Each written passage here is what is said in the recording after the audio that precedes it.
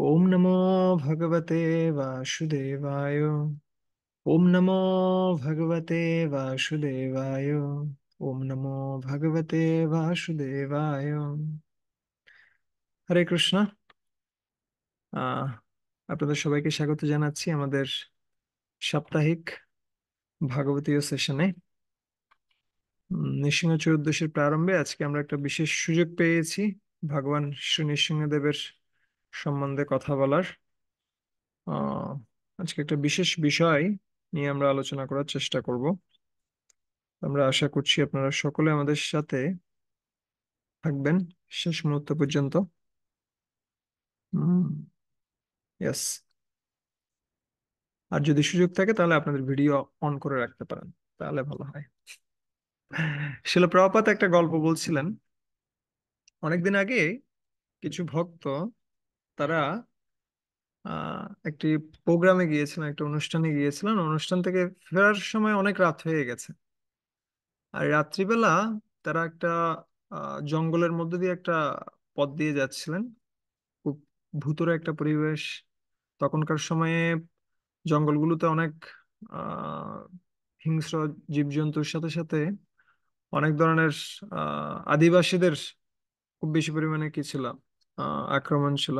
আদিবাসী বলতে আমি আদিবাসী, সাধারণ আদিবাসীদেরকে বোঝাচ্ছি না। আমরা বোঝাচ্ছি যে সমস্ত ব্যক্তিরা খুব কি হিংস্র প্রকৃতির মানুষ রয়েছে।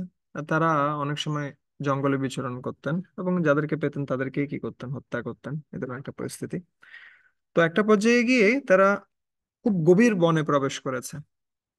আর যখন প্রবেশ করেছে সেই সময়টিতে একটা পুরো মানুষ খেকো, মানুষ খেকো মানুষের দল, ক্যানিবাল বলা হয় ইংরেজিতে বলতে গেলে। যারা মানুষের মাংস খায় তাদেরকে ক্যানিবাল বলে। সো তারা ঘিরে ধরেছে। আর তারা এমন ভাবে ঘিরে ধরেছে যে মুহূর্তের মধ্যে তাদেরকে হত্যা করে তাদের মাংস দিয়ে এই সমস্ত মানুষকে করা তারা কি করবে, একটা বিশাল ভোজন, মহাভোজের আয়োজন করবে। এবং এই জন্য তারা অপশন দিচ্ছে যে এখনই তোমাদেরকে হত্যা করা হবে। আর হত্যা করার আগে তোমরা চাইলে কি করতে পারো, তোমরা চাইলে তোমাদের ভগবান যে আছে তার কাছে একটু প্রার্থনা করলেও করতে পারো। তোমরা এখন মারা যাবে, মারা যাওয়ার আগে কিছু প্রার্থনা টার্থনা করলে ভালো, খারাপ নয়। ঠিক আছে। সো এরা খুব ভালো ভক্ত ছিলেন।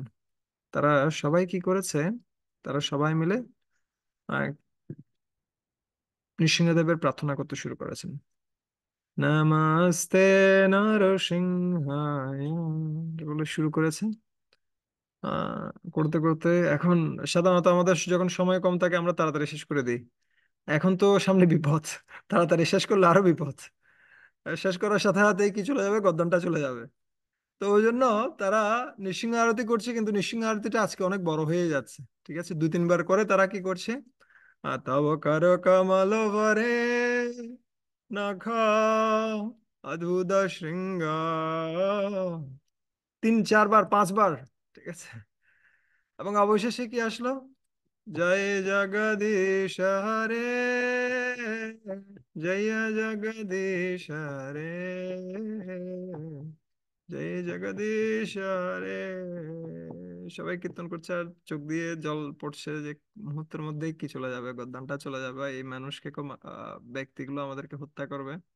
আমরা আর এই কীর্তন করতে পারবো না। ঠিক আছে। এবার খুব আত্মীয় সহকারে তারা কি করছে, প্রার্থনা করছে আর এই ভজনটি গাইছে। হঠাৎ করে সেখানে একটা সিংহের গর্জন শোনা গেছে। আওয়াজটা আসছে এমন ভাবে যে অকল্পনীয় একটা শব্দ হয়েছে, যেন তেন শব্দ নয়। সাধারণত সিংহের আওয়াজ অবশ্যই রয়েছে, কিন্তু এই সিংহটা সাধারণ সিংহ নয়, মহাসিংহের আওয়াজের মতো মনে হচ্ছে। এবং এই মহাসিংহের আওয়াজ যখন শুনেছে যারা মানুষকে করেছিল সেখানে, তারা সবাই ভয়ে ভীত হয়ে গেছে। আর ভয়ে ভীত হয়ে তারা এক একজন এক এক দিকে পালাতে শুরু করেছে। আর এই অবস্থাতে এই সমস্ত যারা ভক্তরা ছিল, যারা খুব নিরীহ প্রকৃতির, ভগবানের শরণ গ্রহণ করেছিল, এই সমস্ত ব্যক্তিগুলো কি হয়ে গেল, বেঁচে গেল। ঠিক আছে। তখন শিল প্রপাত বলছেন, যদি আমরা ভগবানের আশ্রয় গ্রহণ করি তাহলে আমরা সবসময় সুরক্ষিত থাকবো। আমরা অনেক সময় অনেক বিষয়ে কেমনে না কেমনে বেঁচে যাই। আমরা মনে করি এটা হচ্ছে কি ভাগ্য, আমরা মনে করি এটা হচ্ছে কি, এটা হচ্ছে বাই চান্স এটা ঘটেছে, আমরা মনে করি কোনো জন্মের কি ছিল এই কারণে এটা হয়েছে। কিন্তু আসলে এটা হচ্ছে কার সুরক্ষা? ভগবানের সুরক্ষা। আমার এখনো মনে পড়ে আমার লাইফের অনেকগুলো ঘটনা এমন ভাবে ঘটে গেছে, যে ঘটনাগুলোতে আমি হয়তো ততক্ষণেই শেষ হয়ে যেতাম, কিন্তু ভগবানের বিশেষ কৃপা ছিল, যার কারণে হয়তো আমি এতক্ষণ পর্যন্ত আছি। ঠিক আছে, হয়তো এই যে আপনাদের সাথে কথা বলার সুযোগ পাচ্ছি সেটাও ভগবানের বিশেষ কৃপা। কিন্তু আমরা হয়তো বেশিরভাগ সময় বুঝতে পারি না কিভাবে ভগবান কৃপা করছেন, কিন্তু আসলে তিনি কৃপা করছেন। ঠিক আছে। সো আরেকবার একটা ছোট মেয়ে, সে কি করছে, সে আহ তার একটা ছোট পুতুল ছিল, নৃসিংহদেবের পুতুল। ওই পুতুলটা নিয়ে ও সবসময় কি করতো, খেলা করতো। ঠিক আছে। সো ও সবসময় নৃসিংহ আরতি গাইতো আর পুতুলটা নিয়ে খেলা করতো, তার প্রিয় বিগ্রহ ছিল নৃসিংহদেব। ঠিক আছে। তো একদিন একটা কিসে একটা গার্ডেনে পিতামাতা সহ গিয়েছে, তারা সবাই মিলে খেলা করছে। খেলা করতে করতে একটা সময় এই বাচ্চাটি কি করেছে, ও আহ, ও রাস্তার পারে চলে গেছে। ওর হাতে, পায়ে একটা বল ছিল, হাতে ছিল এই নৃসিংহদেবের কিটা সুন্দর একটা ডল বা পুতুল ছিল। ঠিক আছে। সো ওটা নিয়ে খেলা করছিল। সো বলটা চলে গেছে কিসের বাইরে, রাস্তার ওপারে। এবং ও দৌড়ে যাচ্ছে ওই বলটা নেওয়ার জন্য। আর যখনই নিতে যাচ্ছে, অপর পাশ থেকে একটা বিশাল ট্রাক আসছিল। আর ওই ট্রাকটা কি করেছে, সরাসরি গিয়ে আঘাত করেছে। আর এই বাচ্চাটি, একটা ছোট বাচ্চা, ও ছিটকে পড়েছে অনেক দূরে গিয়ে। আর পিতামাতা সহ যারা ছিলেন তারা নিশ্চিত আজকে আর আমার মেয়েটা বেঁচে নেই, এখানেই শেষ, মনে হয় আর খুঁজে পাবো না। ঠিক আছে। তো তাড়াহুড়া করে তারা গেছে মেয়েটির কাছে। গিয়ে দেখতে পাচ্ছে অচেতন হয়ে বাচ্চাটি পড়ে রয়েছে। আর যখন অচেতন হয়ে পড়ে রয়েছে, তারা তাড়াতাড়ি করে কোথায় নিয়ে গেলেন, হসপিটালে নিয়ে গেলেন। চিন্তায় পড়ে গেছে যে আসলে এটা বাঁচবে কিনা। আর একটা পর্যায়ে গিয়ে যখন কারা ডাক্তাররা যখন চিকিৎসা করছে, তারা দেখতে পাচ্ছে এখানে তেমন একটা বিশেষ কোনো কি নেই, আহ তো কোনো বিশেষ কোনো ক্ষতি হয়নি। কিন্তু একটা জায়গায় একটা বিশেষ বিষয় দেখা যাচ্ছে, সেটা হচ্ছে কি পায়ে প্যাটের দুপাশে একটু নখের চিহ্ন দেখা যাচ্ছে। সো ওই জন্য ওরা চিন্তা করছে এটা কি আসলেই কোনো যানবাহন তাকে ধাক্কা দিয়েছে, নাকি কোনো প্রাণী তাকে কি করেছে, আঘাত করেছে। সো জিজ্ঞেস করছে পিতামাতাকে যে আপনারা কি আসলে সত্য বলছেন নাকি মিথ্যা বলছেন। আমাদের তো মনে হচ্ছে এই বাচ্চাটিকে কোনো একটা প্রাণী, কোনো একটা, হতে পারে বাঘ, সিংহ বা এই ধরনের কোনো একটা প্রাণী কি করেছে, আঘাত করেছে, তার কারণে ও ভয় পেয়ে গেছে, ভয় পেয়ে ও অজ্ঞান হয়ে গেছে। আমাদের তো মনে হয় ওই ধরনের কিছু ঘটেছে। আপনারা মনে হয় মিথ্যা কথা বলছেন, বা আপনারা হয়তো জানেন না খুব ভালোভাবে। So, তখন যারা আহ, অভিভাবক ছিল, তারা বুঝতে পারছে যে আসলে এই বাচ্চাটিকে কে রক্ষা করেছে, নৃসিংহদেব রক্ষা করেছে। যেহেতু এই বাচ্চাটি সবসময় কি করছিল, নৃসিংহদেবের গুণকীর্তন করছিল। সো ওই সময়টিতে যখনই ধাক্কা দিচ্ছিল, সেই সময়টিতেই ভগবান নৃসিংহদেব এসে দুপাশ থেকে তাকে ধরে সেফলি কোথায় রেখেছে, সেই পার্কটিতে একটা খুব ভালো জায়গায় নিয়ে ফেলে রেখেছে, যাতে করে তার সুরক্ষা নিশ্চিত করা যায়। ঠিক আছে। তো অনেক সময় ঘটনাগুলো মনে হতে পারে খুব অলৌকিক, কেন এরকম মনে হচ্ছে, আমাদের সাথে কেন ঘটনা, এরকমও মনে হতে পারে। কিন্তু আসলে ভগবান সবসময় চান আমাদের বিশ্বাসটা যেন সুদৃঢ় হয় ভগবানের প্রতি। এ ধরনের অনেকগুলো ঘটনা দেখবেন, এরকমও ঘটনা রয়েছে, কেউ ভগবানকে প্রদক্ষিণ করছে, ভগবানের মন্দির প্রদক্ষিণ করছে, আর ওই সময়টাতে একটা কি একটা ছোট কোনো ইঁদুর ইঁদুর প্রদক্ষিণ করছে, ইঁদুর দৌড়াদৌড়ি করছে, ইঁদুরের পেছনে কে দৌড়াদৌড়ি করছে, একটা বিড়াল দৌড়াদৌড়ি করছে। আর একটা সময়ে গিয়ে যখন বিড়াল ধরেছে, ততক্ষণেই ইঁদুরের 3-4 পরিক্রমা করা হয়ে গেছে। আর এই 3-4 পরিক্রমার মাধ্যমে কি হয়ে গেল, ইঁদুর ভগবত ধামে যাওয়ার সুযোগ প্রাপ্ত হয়ে গেল। ঠিক আছে। সো মাঝে মাঝে ভগবান বিশেষ কিছু কৃপা কোনো কোনো ভক্তের প্রতি করেন, যাতে করে আমাদের ভগবানের প্রতি যে বিশ্বাস রয়েছে সেটা সুদৃঢ় হয়। এগুলো বিশেষ কৃপা, এগুলো সাধারণ কৃপা নয়। ঠিক আছে, এগুলো স্বাভাবিক প্রসেসে নয়, এগুলো অস্বাভাবিক কৃপা করা হচ্ছে তাদের প্রতি। কিন্তু কেন করা হচ্ছে? কারণ ভগবান আমাদেরকে ভালোবাসেন, তাই তিনি চান তার প্রতি আমাদের যে বিশ্বাসটা সেটা যেন সুদৃঢ় হয়, এবং আমরা যেন ধীরে ধীরে তার দিকে এগিয়ে যাই। ঠিক আছে, সে ধরনের অনেকগুলো ঘটনা রয়েছে। বিশেষ করে এই যে শিলা প্রভুপাদের মিশন, আহ ইসকন সোসাইটি, এটাও কিন্তু আসলে নৃসিংহদেবের বিশেষ সুরক্ষার মাধ্যমে কি হয়েছে, তৈরি হয়েছে। কিভাবে আমরা দেখতে পাই? আমরা দেখতে পাই বিশেষ করে জুহু মন্দির। জুহু মন্দির যখন কি করা হচ্ছিল, স্থাপন করা হচ্ছিল, সে সময়টিতে ওখানে মিস্টার নায়ের নামে একজন ব্যক্তি ছিলেন, আপনারা প্রপাল লীলামৃতে পড়তে পারেন। তো সে নায়ের কি করেছে, এই জায়গাটিকে, জুহুতে যে জায়গাটা ছিল সেই জায়গাটি কয়েকজন ব্যক্তিকে বিক্রি করেছে। ঠিক আছে, আর সমস্ত মানুষদেরকে একত্রিত করে আহ, সে চেষ্টা করছিল কিভাবে আহ, টাকাও নিবে, জমিও দিবে না, আবার ভক্তদেরকে হেনস্থাও করবে, এই ধরনের চিন্তা ভাবনা করছিল। এবং বারবার বিভিন্ন ভাবে সে হেনস্থা করেছে শিলা প্রভুপাদ এবং তার শিষ্যদেরকে। সো একটা পর্যায়ে গিয়ে প্রভুপাদ খুব কি হয়ে যান, খুব ফেড আপ হয়ে যান এই নায়ারের প্রতি, কেননা অনেকবার চেষ্টা করা হয়েছে কিন্তু ও শুধরাচ্ছে না। সো একদিন খবরে আসলো যে মিস্টার নায়ার হার্ট অ্যাটাকে কি হয়েছে, মারা গেছে। ঠিক আছে, এই কথাটি যখন শিলা প্রভুপাদের কাছে এসে শিষ্যরা বলছেন যে প্রভুপাদ, মিস্টার নায়ের আর নেই, ও হার্ট অ্যাটাকে গতকাল রাত্রে মারা গেছে। তখন প্রভুপাদ বলছেন, এটা আমি জানি, এরকম কিছু একটা ঘটবে, কেননা আমি গতকাল রাত্রে নৃসিংহদেবের কাছে প্রার্থনা করছিলাম যে এনাফ ইজ এনাফ, অনেক হয়েছে, এই নায়ারের কোনো একটা ব্যবস্থা আপনি করুন। ঠিক আছে, please take care of mister Nair. So এইভাবে কে প্রার্থনা করছিলেন? শিলা প্রভুপাদ। কেন? প্রভুপাদ প্রত্যেকটা জীবের প্রতি খুব দয়ালু, প্রত্যেকটা জীবের প্রতি তিনি অনুকম্পা পরায়ণ। কিন্তু যখন একটা সাপ অথবা বিছা, সেটি যখন খুব বেশি পরিমাণে ভক্তদেরকে কষ্ট প্রদান করে, তখন সেই সাপ অথবা বিছাকে মেরে ফেলাটাই হচ্ছে যথার্থ বিষয়। ওই জন্য প্রভুপাদ অতিষ্ঠ হয়ে ভগবান নৃসিংহদেবের কাছে প্রার্থনা করছিলেন যে এই ব্যক্তিটাকে কি করে দিন, আর এখানে রাখার প্রয়োজন নেই, থাকার যোগ্য নয়। প্রভুপাদ সাধারণত এই ধরনের প্রার্থনা করেন না, কিন্তু মিস্টার নায়ারের অবস্থাটা খুব শোচনীয় অবস্থা ছিল, তাই তিনি ওভাবে প্রার্থনা করছিলেন, এবং ওই দিন রাতেই শেষ, গণ। ঠিক আছে, একই রকম লীলা আমরা কিসের ক্ষেত্রেও দেখতে পাই? আমরা মহাপ্রভুর লীলাতেও দেখতে পাই। মহাপ্রভুর সময়ে মহাপ্রভু কি করছিলেন? মহাপ্রভু খোল, করতাল, আহ ঝম্প সহ বিভিন্ন বাদ্যযন্ত্রের মাধ্যমে তিনি কি করছিলেন? সমস্ত ভক্তদের নিয়ে প্রত্যেকটি গ্রামে নগরে তিনি ভগবানের এই যে নাম হরে কৃষ্ণ মহামন্ত্র তিনি কীর্তন করছিলেন। হরে কৃষ্ণ কৃষ্ণ কৃষ্ণ হরে হরে, হরে রাম রাম রাম হরে হরে, হরে কৃষ্ণ কৃষ্ণ কৃষ্ণ হরে হরে, হরে রাম রাম রাম হরে হরে। সো এটা দেখে কি হয়ে গেছে, ব্রাহ্মণরা খুব পরিমাণে ক্রোধান্বিত হয়ে গেছে।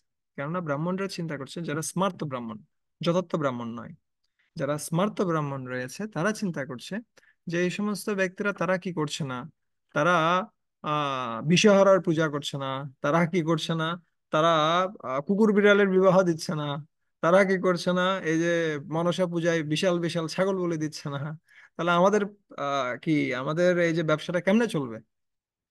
আর ওরা শুধুমাত্র হরে কৃষ্ণ মহামন্ত্র প্রচার করছে সবার মধ্যে। যদি এভাবে চলতে থাকে তাহলে আমাদের আমাদের অবস্থাটা খারাপ হয়ে যাবে।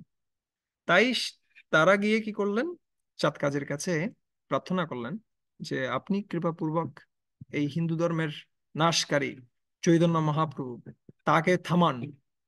ঠিক আছে, আপনি কাজী, আপনি হচ্ছেন রাজা, আপনার কর্তব্য হচ্ছে সবাইকে সুরক্ষা প্রদান করা, সবাই যেন তাদের ধর্ম ঠিকমতো করে সেটা দেখার দায়িত্ব হচ্ছে আপনার। তো আপনি তাড়াতাড়ি এর একটা বিহিত করুন।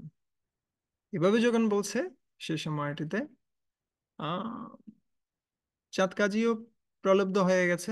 চাঁদ কাজী কি করেছেন, তার সৈন্যবল এনে কি করলেন, শ্রীবাসঙ্গনে এসে আহ খোল ভেঙেছেন, মৃদঙ্গ ভেঙেছেন, এবং তাদেরকে অর্ডার দিলেন, যে আদেশ দিলেন কি, তোমরা কালকে থেকে আর কখনো এখানে সংকীর্তন করবে না, সংকীর্তন করলে তোমাদের সবাইকে হত্যা করা হবে।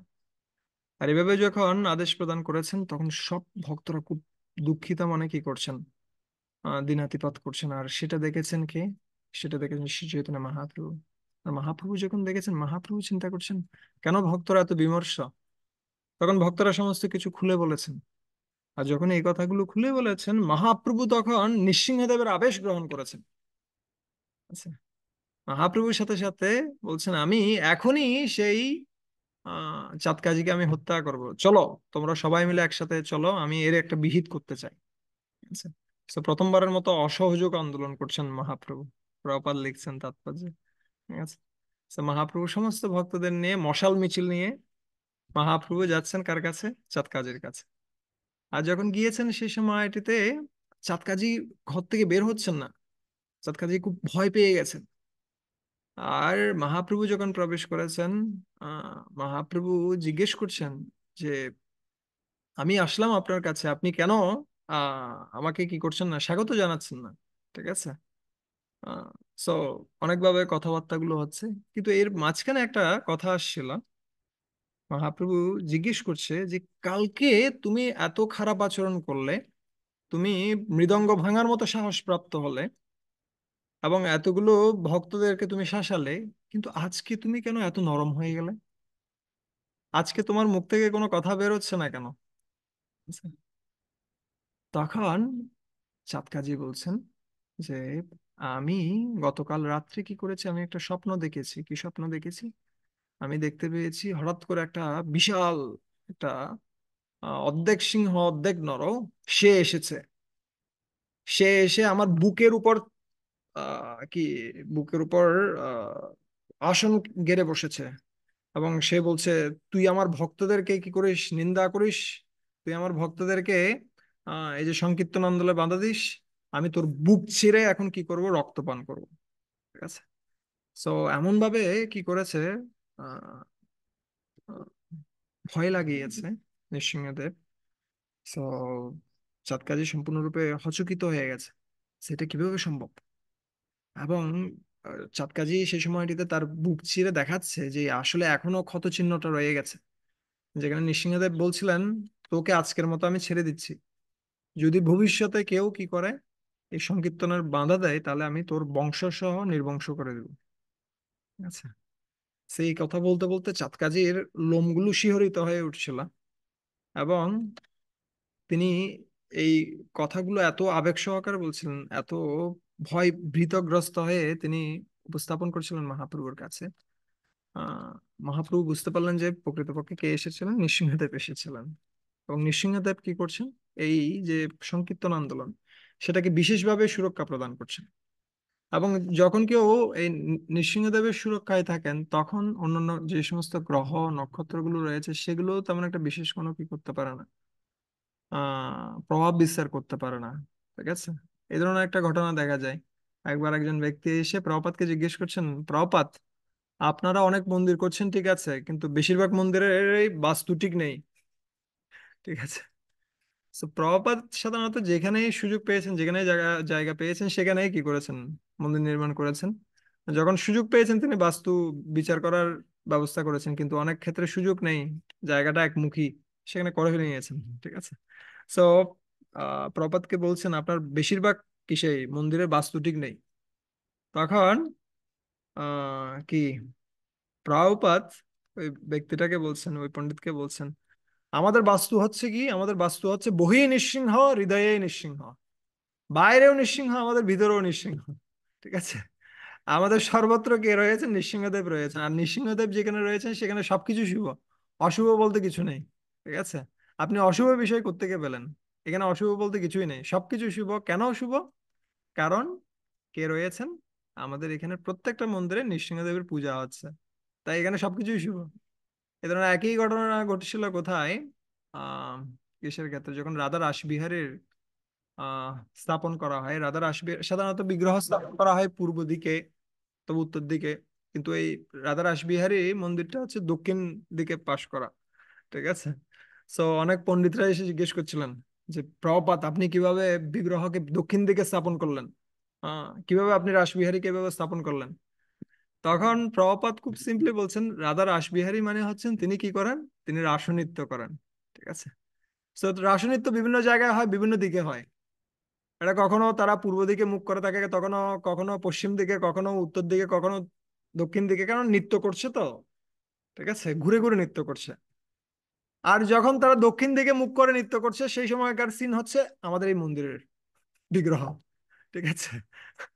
আমাদের এই মন্দিরের বিগ্রহ হচ্ছে যখন রাধা রাসবিহারী কি করছিল, দক্ষিণ দিকে মুখ করে নৃত্য করছিল, সেই কি প্রতিভু আমরা এখানে কি করছি, প্রকাশ করছি। সো প্রপাত সরাসরি কি করতেন, যখন কেউ গ্রহ নক্ষত্র এই সমস্ত বিষয়গুলো নিয়ে আসতেন, সরাসরি তিনি বলতেন যে আমাদের, আমরা আমাদের কি, আমাদের নৃসিংহ পূজা, ভূমি পূজন এই সমস্ত কিছু ঠিকমতো করছি, আমাদের প্রকৃত সুরক্ষা কে প্রদান করছেন, ভগবান প্রদান করছেন। তাই আমরা বিশেষভাবে কি নই, আহ আমরা যেখানে পারছি আমরা নীতি নিয়মগুলো পালন করছি, কিন্তু আমরা বিশেষভাবে কিসের প্রতি আসক্ত, আমরা হরে কৃষ্ণ মহামন্ত্র কীর্তনের প্রতি আসক্ত, এবং আমরা নৃসিংহদেবের সুরক্ষার প্রতি বিশেষভাবে শরণাগত। তাই আমরা এই সমস্ত বিষয়গুলো নিয়ে তেমন একটা বিশেষ কিছু কি করি না, চিন্তা করে না, ঠিক আছে। তো আজকে আমরা দেখব বিশেষভাবে নৃসিংহদেব কিভাবে ভক্তদেরকে সুরক্ষা প্রদান করেন। আচ্ছা, তো সুরক্ষা শব্দটা যদি আমরা দেখি, সুরক্ষা, সুরক্ষা হচ্ছে কি প্রোটেক্ট, সুরক্ষা প্রদান করা হয়, আমরা জাস্ট সিম্পল বলছি সুরক্ষা, ঠিক আছে। সেই প্রোটেক্ট শব্দটার প্রত্যেকটা অ্যালফাবেট নিয়ে আমরা এক একটা কি দেখব, এক একটা বিশেষ দিক দেখবো, সুরক্ষার এক একটা বিশেষ দিক যেটা নৃসিংহদেব আমাদেরকে প্রদান করে থাকেন, ঠিক আছে। প্রথমত হচ্ছে কি, প্রথমত হচ্ছে প্রভিডেন্স অথবা দুর্ভাগ্য থেকে সুরক্ষা, ঠিক আছে। সো দুর্ভাগ্য থেকে কিভাবে সুরক্ষা প্রদান করেন নৃসিংহদেব, আমরা দেখতে পাই সেটা কার ক্ষেত্রে বিশেষত, নৃসিংহদেব প্রহ্লাদ মহারাজের ক্ষেত্রে, প্রত্যেকটা ক্ষেত্রে আমরা দেখতে পাচ্ছি কিভাবে নৃসিংহদেব প্রহ্লাদ মহারাজকে বিভিন্ন স্থানে কি করেছেন, রক্ষা করেছেন, ঠিক আছে। তাকে প্রচেষ্টা করা হচ্ছিল কি করার জন্য, হাতির পদপৃষ্ঠে মেরে ফেলে দিয়ে হত্যা করার জন্য, পর্বত পৃষ্ঠ থেকে ছুঁড়ে মেরে হত্যা করার জন্য, সর্পের গর্তে ফেলে দেওয়া হয়েছে, সেভাবে হত্যা করার প্রচেষ্টা চলেছে, কখনো বা বিষ বিষাক্ত অন্ন প্রদান করা হয়েছে, বিভিন্নভাবে চেষ্টা চলেছে হত্যা করার জন্য, কিন্তু প্রত্যেকটা পর্যায়ে নৃসিংহদেব তাকে রক্ষা করেছেন, ঠিক আছে। সো এরকম একটা কথোপকথন চলছিল পুরাণে, যারা কি রয়েছেন, ভক্তরা রয়েছেন, মহান আচার্যরা, তারা ব্যাখ্যা করছেন এভাবে যে আহ, কে হিরণ্যকশিপু জিজ্ঞেস করছেন কাকে, প্রহ্লাদ মহারাজকে, এই প্রহ্লাদ, তোমাকে আমি কি থেকে, পর্বত শিখর থেকে ছুঁড়ে মারি, কিন্তু তোমার মৃত্যু হলো না কেন? তখন প্রহ্লাদ মহারাজ বলছেন, আমার মাতা হচ্ছে ধরিত্রী দেবী। কেন? কারণ ভগবানের আর এক পত্নী, দুই পত্নী, বিশেষ পত্নী রয়েছেন, তারা আছেন ভূদেবী এবং শ্রীদেবী, যারা সবসময় পাশে থাকেন। ভূদেবী মানে হচ্ছে এই যে ধরিত্রী, ঠিক আছে, ধরিত্রী আছেন কার, ভগবানের স্ত্রী, ঠিক আছে। তো সেই হিসাবে আমাদের পরম মাতা হচ্ছে কে, ধরিত্রী দেবী বা ভূমি দেবী। সো নৃসিংহদেবকে প্রহ্লাদ মহারাজ বলছেন, তুমি আমাকে আমার মায়ের কোলে ছুঁড়ে মারছো, তাহলে আমার সমস্যাটা কোথায়? আমার মায়ের কোলে যদি তুমি আমাকে ছুঁড়ে মারো তাহলে,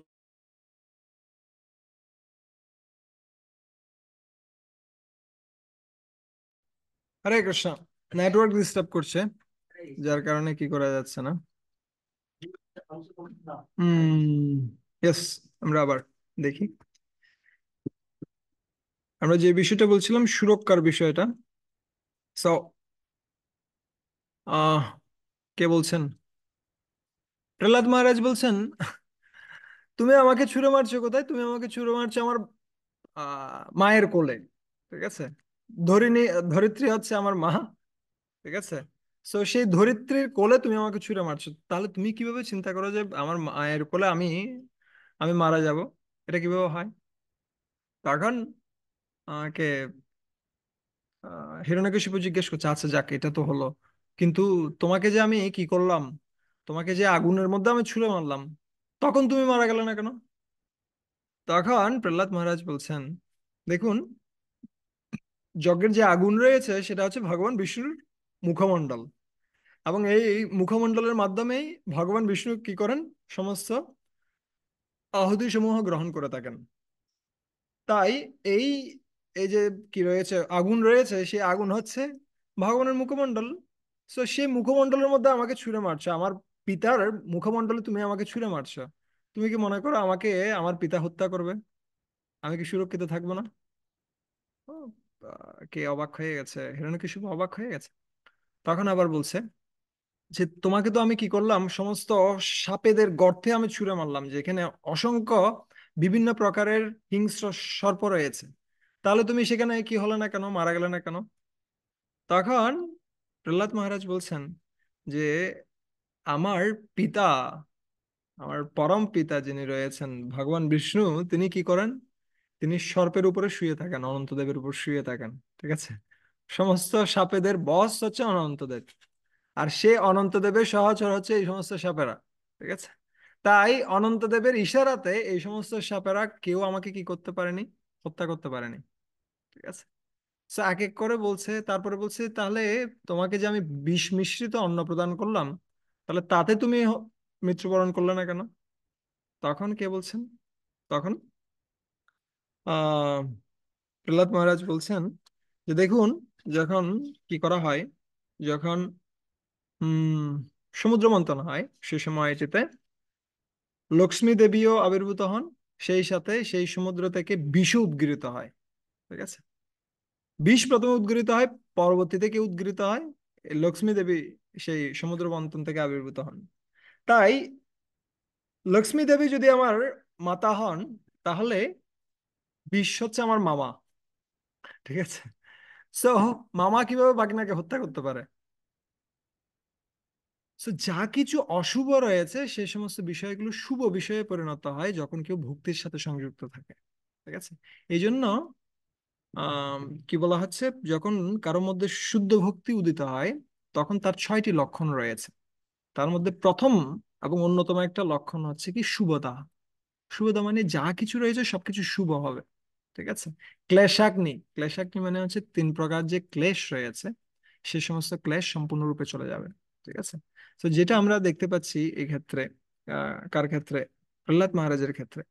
এবং এইভাবে প্রত্যেকটা ভক্তের জীবনে ভগবান কিন্তু বিশেষভাবে তাদেরকে সুরক্ষা প্রদান করছেন। সো কখনো কখনো তার দেহটিকে তিনি সুরক্ষা প্রদান করতে পারেন, কখনো কখনো সুরক্ষা নাও দিতে পারেন। কিন্তু প্রত্যেকটা সময়ে ভক্ত ফিল করবে যে আসলেই ভগবান আমাকে সুরক্ষা প্রদান করছেন। কিভাবে? যেমন ধরেন কোনো একটা অ্যাক্সিডেন্টে ভক্ত মারা গেছে, হতে পারে, অসম্ভব কিছু নয়। ঠিক আছে? সো যখন কেউ মারা যাচ্ছে তখন আমাদের এটা উপলব্ধি করা, মনে করা উচিত নয় যে ভগবান নিষ্ঠুর, এরা ভগবানের ভক্ত হলো, ভগবানের পূজা করছে, কিন্তু তথাপি ও অল্প বয়সে মারা গেল। কিন্তু আমাদের দেখা উচিত তার জন্য হয়তো বিশেষ কোনো সুযোগ কে সৃষ্টি করছেন? ভগবান নৃসিংহদেব সৃষ্টি করছেন, যার কারণে তিনি এই পরিস্থিতি থেকে তাকে তুলে নিচ্ছেন, কিন্তু তাকে আর একটা বিশেষ পরিস্থিতি প্রদান করছেন, যেখানে তার ভক্তি সুরক্ষিত থাকবে। ঠিক আছে? তাই আমাদের দৈহিক যে সুরক্ষা, সেটা সবকিছু নয়। দৈহিক সুরক্ষা ভগবান দিতেও পারেন, নাও দিতে পারেন, কিন্তু আমাদের ভক্তি যেন সবসময় সুরক্ষিত থাকে, ভগবানের প্রতি যে বিশ্বাস সেটা যেন সবসময় সুরক্ষিত থাকে, সেটার জন্য আমাদের কি করা উচিত? সবসময় প্রচেষ্টা করা উচিত। এবং এই জন্য যখন কেউ কৃষ্ণ কথা শ্রবণ করে, তখন সে সবসময় কিসের মধ্যে থাকে? সুরক্ষার মধ্যে থাকে। এ ধরনের একটা শ্লোক আমি পড়ছিলাম অনেকদিন আগে, আমার খুব ভালো লাগছিল। এটা হচ্ছে একাদশ স্কন্ধের ষষ্ঠ অধ্যায়ের 44 নম্বর শ্লোক। কে বর্ণনা করছেন? উদ্ধব বর্ণনা করছেন। তব বিক্রীড়িতম কৃষ্ণ নৃণম পরম মঙ্গলম কর্ণপীয়ূষ আসাদ্য ত্যজন্ত্যন্ন স্পৃহা জনঃ। তব বিক্রীড়িতম কৃষ্ণ, আপনার যে, হে ভগবান কৃষ্ণা, আপনার যে গুণগাথা রয়েছে, আপনার যে লীলাসমূহ রয়েছে, সে কথা যখন আমরা শুনি তখন কি হয়? নৃণাম পরম মঙ্গলম, সমস্ত মানুষের পরম মঙ্গল সাধিত হয়। ঠিক আছে? এবং সেটা কেমন মঙ্গল? অনেক সময় আমরা যখন ওষুধ খাই, ওষুধ খেলেও মঙ্গল হয়। ঠিক আছে? কিন্তু ওষুধটা সাধারণত তিতা থাকে। অবশ্য এখনকার সময়ে ওষুধ তিতা হয় না, যেমনি হোমিওপ্যাথ রয়েছে, তিতা নয় মিষ্টি। তারপরে এখনকার সুগার কোটেড ওষুধ বানাচ্ছে, কিন্তু আগের দিনে সব আয়ুর্বেদিক ওষুধ তিতা হতো। কিন্তু ভগবানের কথাটা তিতা নয়, ভগবানের কথাটা কেমন? কর্ণ পীয়ূষ মাসাধ্য, কর্ণের পীয়ূষ। ঠিক আছে? কর্ণের জন্য অমৃত হচ্ছে এই ভগবানের কথা। ত্যজন্ত্যন্ন স্পৃহা জনঃ। এবং যখন কেউ ভগবানের কথা শুনতে থাকে, যত বেশি অমৃত সে গ্রহণ করে তত বেশি আজে বাজে বাসনা তার মধ্য থেকে কি হয়, অন্তর্হিত হয়। ঠিক আছে। তাই আমাদের সুরক্ষা কিভাবে ভগবান প্রদান করছেন? আমাদের ভক্তিকে সুরক্ষা প্রদান করে। ঠিক আছে। বাহ্যিক যে বিষয়গুলো রয়েছে, দৈহিক যে সুরক্ষা, সেটা হতেও পারে, নাও হতে পারে, কিন্তু আমরা যেন সবসময় পূর্ণ বিশ্বাস সহকারে ভগবানের শরণ গ্রহণ করি। কি সেই পূর্ণ বিশ্বাস? সদ্যা শব্দে বিশ্বাস কহে সুদৃঢ় নিশ্চয়, কৃষ্ণ ভক্তি কইলে সর্বকর্মকৃত হয়। যদি আমি কৃষ্ণের ভক্তি করি তাহলে সমস্ত কিছু আমার কি হবে, কৃত হবে। সমস্ত কিছুই আমার করা হয়ে গেল যদি কেউ কৃষ্ণ ভক্তিতে ভালোভাবে যুক্ত হয়। ঠিক আছে। সো সেরকম বিশ্বাস আমাদের কি করা উচিত, ভগবান কৃষ্ণের সুদৃঢ় করা উচিত। আহ, এবং এভাবে আমাদের কি হবে, আমাদের দুর্ভাগ্য চলে যাবে। যেমনি আরেকটা খুব সুন্দর ভজন রয়েছে না, রাধা কৃষ্ণ বল বল, বল রে সবাই, এই শিক্ষা দিয়া সব নদিয়া ফিরছে নেছে গৌরনীতাই।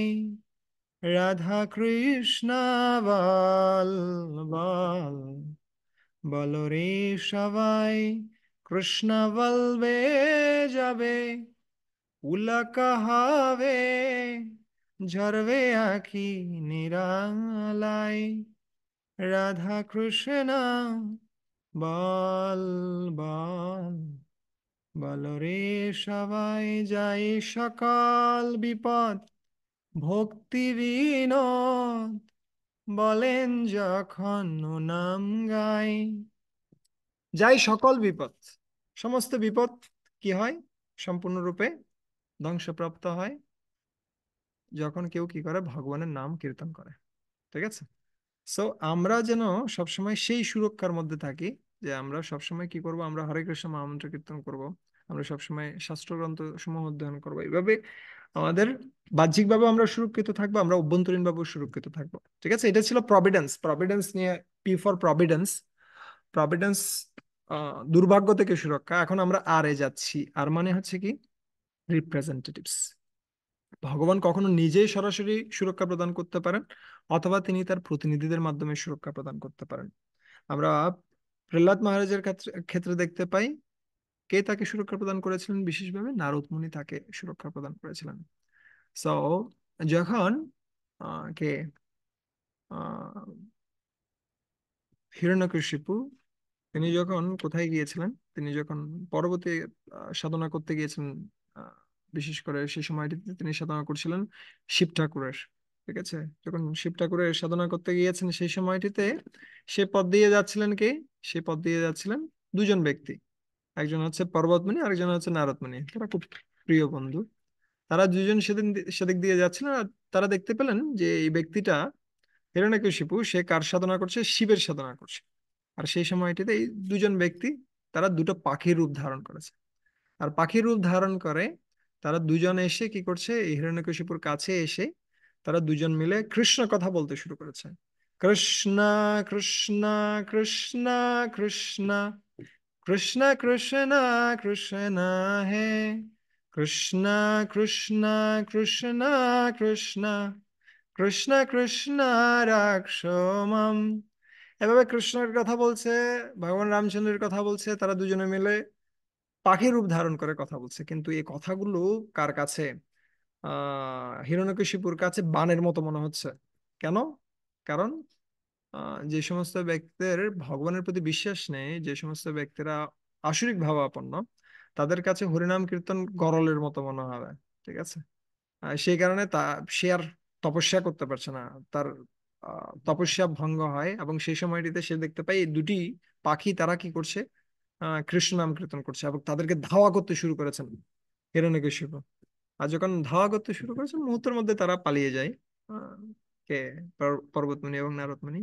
আর এই রকম অসন্তুষ্ট অবস্থায় কে ফিরে এসেছেন, হিরণ্যকশিপু ঘরে ফিরে এসেছেন। আর যখন ঘরে ফিরে এসেছেন, সে সময়টিতে কয়েদু তাকে বিভিন্নভাবে বোঝানোর চেষ্টা করছে যে আপনি শান্ত হন, আপনি স্থির হন, কিন্তু ও কোনো রকমে স্থির হতে পারছে না। আর যেহেতু সে শুদ্ধ ভক্তের কাছ থেকে কি শুনেছে, কৃষ্ণ কৃষ্ণ কৃষ্ণ কৃষ্ণ কৃষ্ণ কৃষ্ণ কৃষ্ণ হে। এটা বাজছে, এটা আর কি হচ্ছে না, কোনো রকমে সেটা ছুটছে না। এটা স্বাভাবিক প্রক্রিয়া, কিন্তু আমার এখনো মনে পড়ে আমাদের ছোটবেলায় আমরা অনেক সময় মহোৎসবে কি করতাম, আমাদের ওখানে 32 প্রহর ব্যাপী বা আরো বেশি সময়ের জন্য কি হতো, হরিনাম কীর্তন হতো। সো ওই সময়টাতে পুরো দিন ধরে সেই প্যান্ডেলে আমরা থাকতাম। আর এই করতে করতে পুরো 2-3 দিন ধরে যখন আমরা একই জিনিসটা শুনতাম, এর ফলে কি হতো, পরের দিন যখন মহোৎসব শেষ হয়ে গেছে তখনও আমি শুনতেছি কোথাও থেকে জানি হরে কৃষ্ণ মহামন্ত্র শোনা যাচ্ছে। ঠিক আছে, কারণ শুনতে শুনতে একটা কি হয়ে গেছে, একটা অভ্যাস হয়ে গেছে, এবং কানে মনে হচ্ছে এটা বাজছে কোথা থেকে আসছে।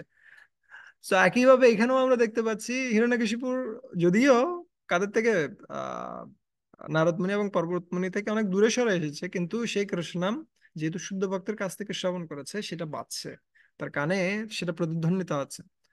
আর এই রকম অবস্থায় কি করেছে, আহ যখন কয়েদুর সাথে সঙ্গ হয়, সেই সময়টিতে প্রহ্লাদ মহারাজের জন্ম। ঠিক আছে, প্রহ্লাদ মহারাজ আহ কয়েদুর গর্ভে আবির্ভূত হন। আহ কার বীর্যের মাধ্যমে? সে হিরণ্যকশিপুর কৃষ্ণ ভাবনাময় বীর্যের মাধ্যমে, যেহেতু সবসময় কি ছিল, সে কৃষ্ণ চেতনায় ছিল সেই সময়টাতে। আর যখন আহ বীর্যদান করা হয়ে গেল, এর পরবর্তীতে হিরণ্যকশিপু আবার তপস্যা করতে যান। আর সেই সময়টিতে সমস্ত দেবতারা এসে চিন্তা করছে এই যে বাচ্চাটি, সেটি নিশ্চয়ই আরো বড় কোনো অসুর হবে, তাই তাকে হত্যা করা প্রয়োজন। আর যখন হত্যা করতে এসেছে, তারা চিন্তা করছে এখন আমাদের হত্যা করার সুযোগ নেই, কেননা ভ্রূণ হত্যা করা যাবে না। সো যখন ভূমিষ্ঠ হবে তখন তাকে আমরা হত্যা করব।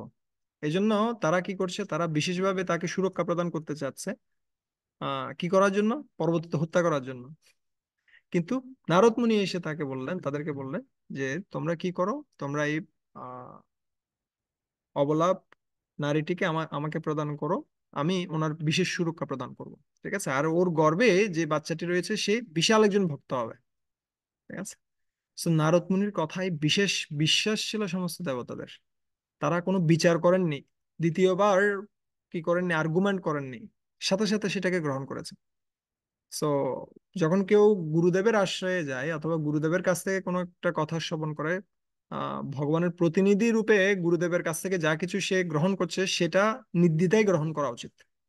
সেটাতে কি করা উচিত নয়, সন্দেহ প্রকাশ করা উচিত নয়। ঠিক আছে, যিনি সদ্গুরু রয়েছেন তার বাক্যে। সো একইভাবে এই সমস্ত আহ কি রয়েছেন, যারা দেবতারা রয়েছেন, তাদের সাথে যদিও জন্মের একটা শত্রুতা রয়েছে অসুরদের সাথে, কিন্তু তারা সেই শত্রুতাটা মুহূর্তের মধ্যে ভুলে গিয়েছেন নারদ মুনির কথায়। সো এটা হচ্ছে প্রকৃত পরিপক্কতা। যখন কারো প্রকৃত পরিপক্কতা রয়েছে, তখন সে সমস্ত কিছুর মধ্যে সামঞ্জস্য বিধান করতে পারে। ঠিক আছে, যদিও বিশাল শত্রুতা রয়েছে, মুহূর্তের মধ্যে শত্রুতাকে ভুলে যেতে পারে। কার কথায়? গুরুদেবের কথায়, বৈষ্ণবদের কথায়। কিন্তু যে পরিপক্ক নয়, সে কি করে, সে হৃদয়ে তার যে বিষ, সেটাকে ধারণ করে থাকে বছরের পর বছর, যুগের পর যুগ। মানুষ মারা যায় তথাপি সে বিষটা কি যায় না, হৃদয় থেকে যায় না। আমরা যেন সে ধরনের না হই। আমাদেরকে যখন বৈষ্ণবরা বলছেন অথবা গুরুদেব যখন বলছে যে তুমি কি করো, সবার সাথে সমন্বয় বিধান করো, তখন সাথে সাথে যেন আমরা সমন্বয় করতে প্রস্তুত থাকি। আমরা যেন একতা বিধান করতে প্রস্তুত থাকি। আমরা যেন কি না হই, আমরা যেন বিচ্ছেদ, আমরা যেন ডিসইউনিটি অথবা কি বলা যেতে পারে, আমরা যেন অসংগঠিত না হই। কলিযুগের মূল বিষয়টা হচ্ছে সঙ্গ শক্তি। ওটা আরেকটা সাইড পয়েন্ট ছিল, মূল যে বিষয়টা আমরা বলতে চাচ্ছি এখানে, আগে কয়েদুকে ভগবান বিষ্ণু কি করছেন, শিক্ষা প্রদান করছেন।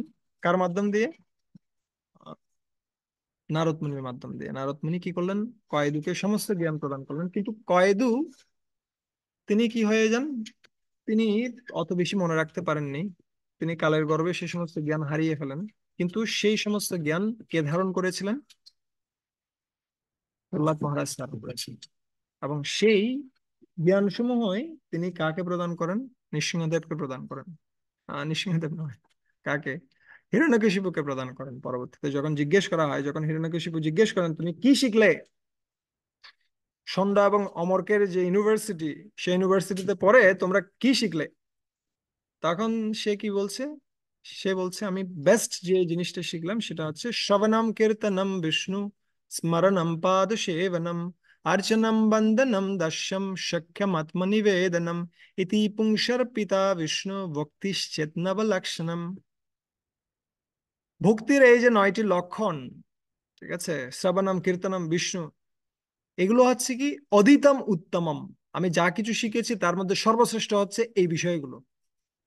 কিন্তু যদিও ওকে পলিটিক্স শেখানো হয়েছে, যদিও ওকে ইকোনমিক্স শেখানো হয়েছে, অনেক কিছু শেখানো হয়েছে, কিন্তু ও বলছে কি আমি সবচেয়ে বেস্ট যে জিনিসটা শিখলাম সেটা হচ্ছে কি ভগবান বিষ্ণুর ভক্তি করাটাই হচ্ছে জগতের সর্বশ্রেষ্ঠ বিষয়।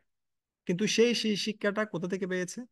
সেই শিক্ষাটা পেয়েছে তার যে গুরু নারদ মুনি, তার কাছ থেকে তিনি পেয়েছেন। এই জন্য যখন তিনি কার দর্শন পেলেন, যখন সরাসরি নৃসিংহদেবের দর্শন পেলেন, তখনও তিনি কি প্রার্থনা করছেন? হে নৃসিংহদেব, আমি যেন আমার গুরুদেবের সেবা করতে পারি। ঠিক আছে। এবং জনম নিপতিতম প্রববহি কূপে কামাভিকামমনু য় প্রপতন প্রসঙ্গঃ কৃত্বাত্মসাৎ সুরসিনা ভগবান গৃহীতঃ সোহম কথম नु वृषिजे তব বৃত্ত সেবম। এবং জনম নিপতিতম, আমি অত্যন্ত অন্ধকার গহ্বরের মধ্যে পতিত হয়েছিলাম, কিন্তু কে আমাকে রক্ষা করেছেন? আপনার সেবক ভগবান গৃহীতঃ। এখানে বলছে ভগবান গুরুদেবকে সরাসরি, যেহেতু তিনি গুরুদেব হচ্ছেন ভগবানের সরাসরি প্রতিনিধি, তাই তাকে ভগবানের মতো সম্মান দেওয়া হয়, যদিও তিনি ভগবান নন। ঠিক আছে। যদিও তাকে সাক্ষাৎ হরির মতো কি দেওয়া হয়, সম্পূর্ণ কি প্রদান করা হয়, সম্মান প্রদান করা হয়। এই জন্য এখানে নারদ মুনিকে কে বলছেন, নারদ মুনির উদ্দেশ্যে প্রহ্লাদ মহারাজ বলছেন ভগবান গৃহীতঃ।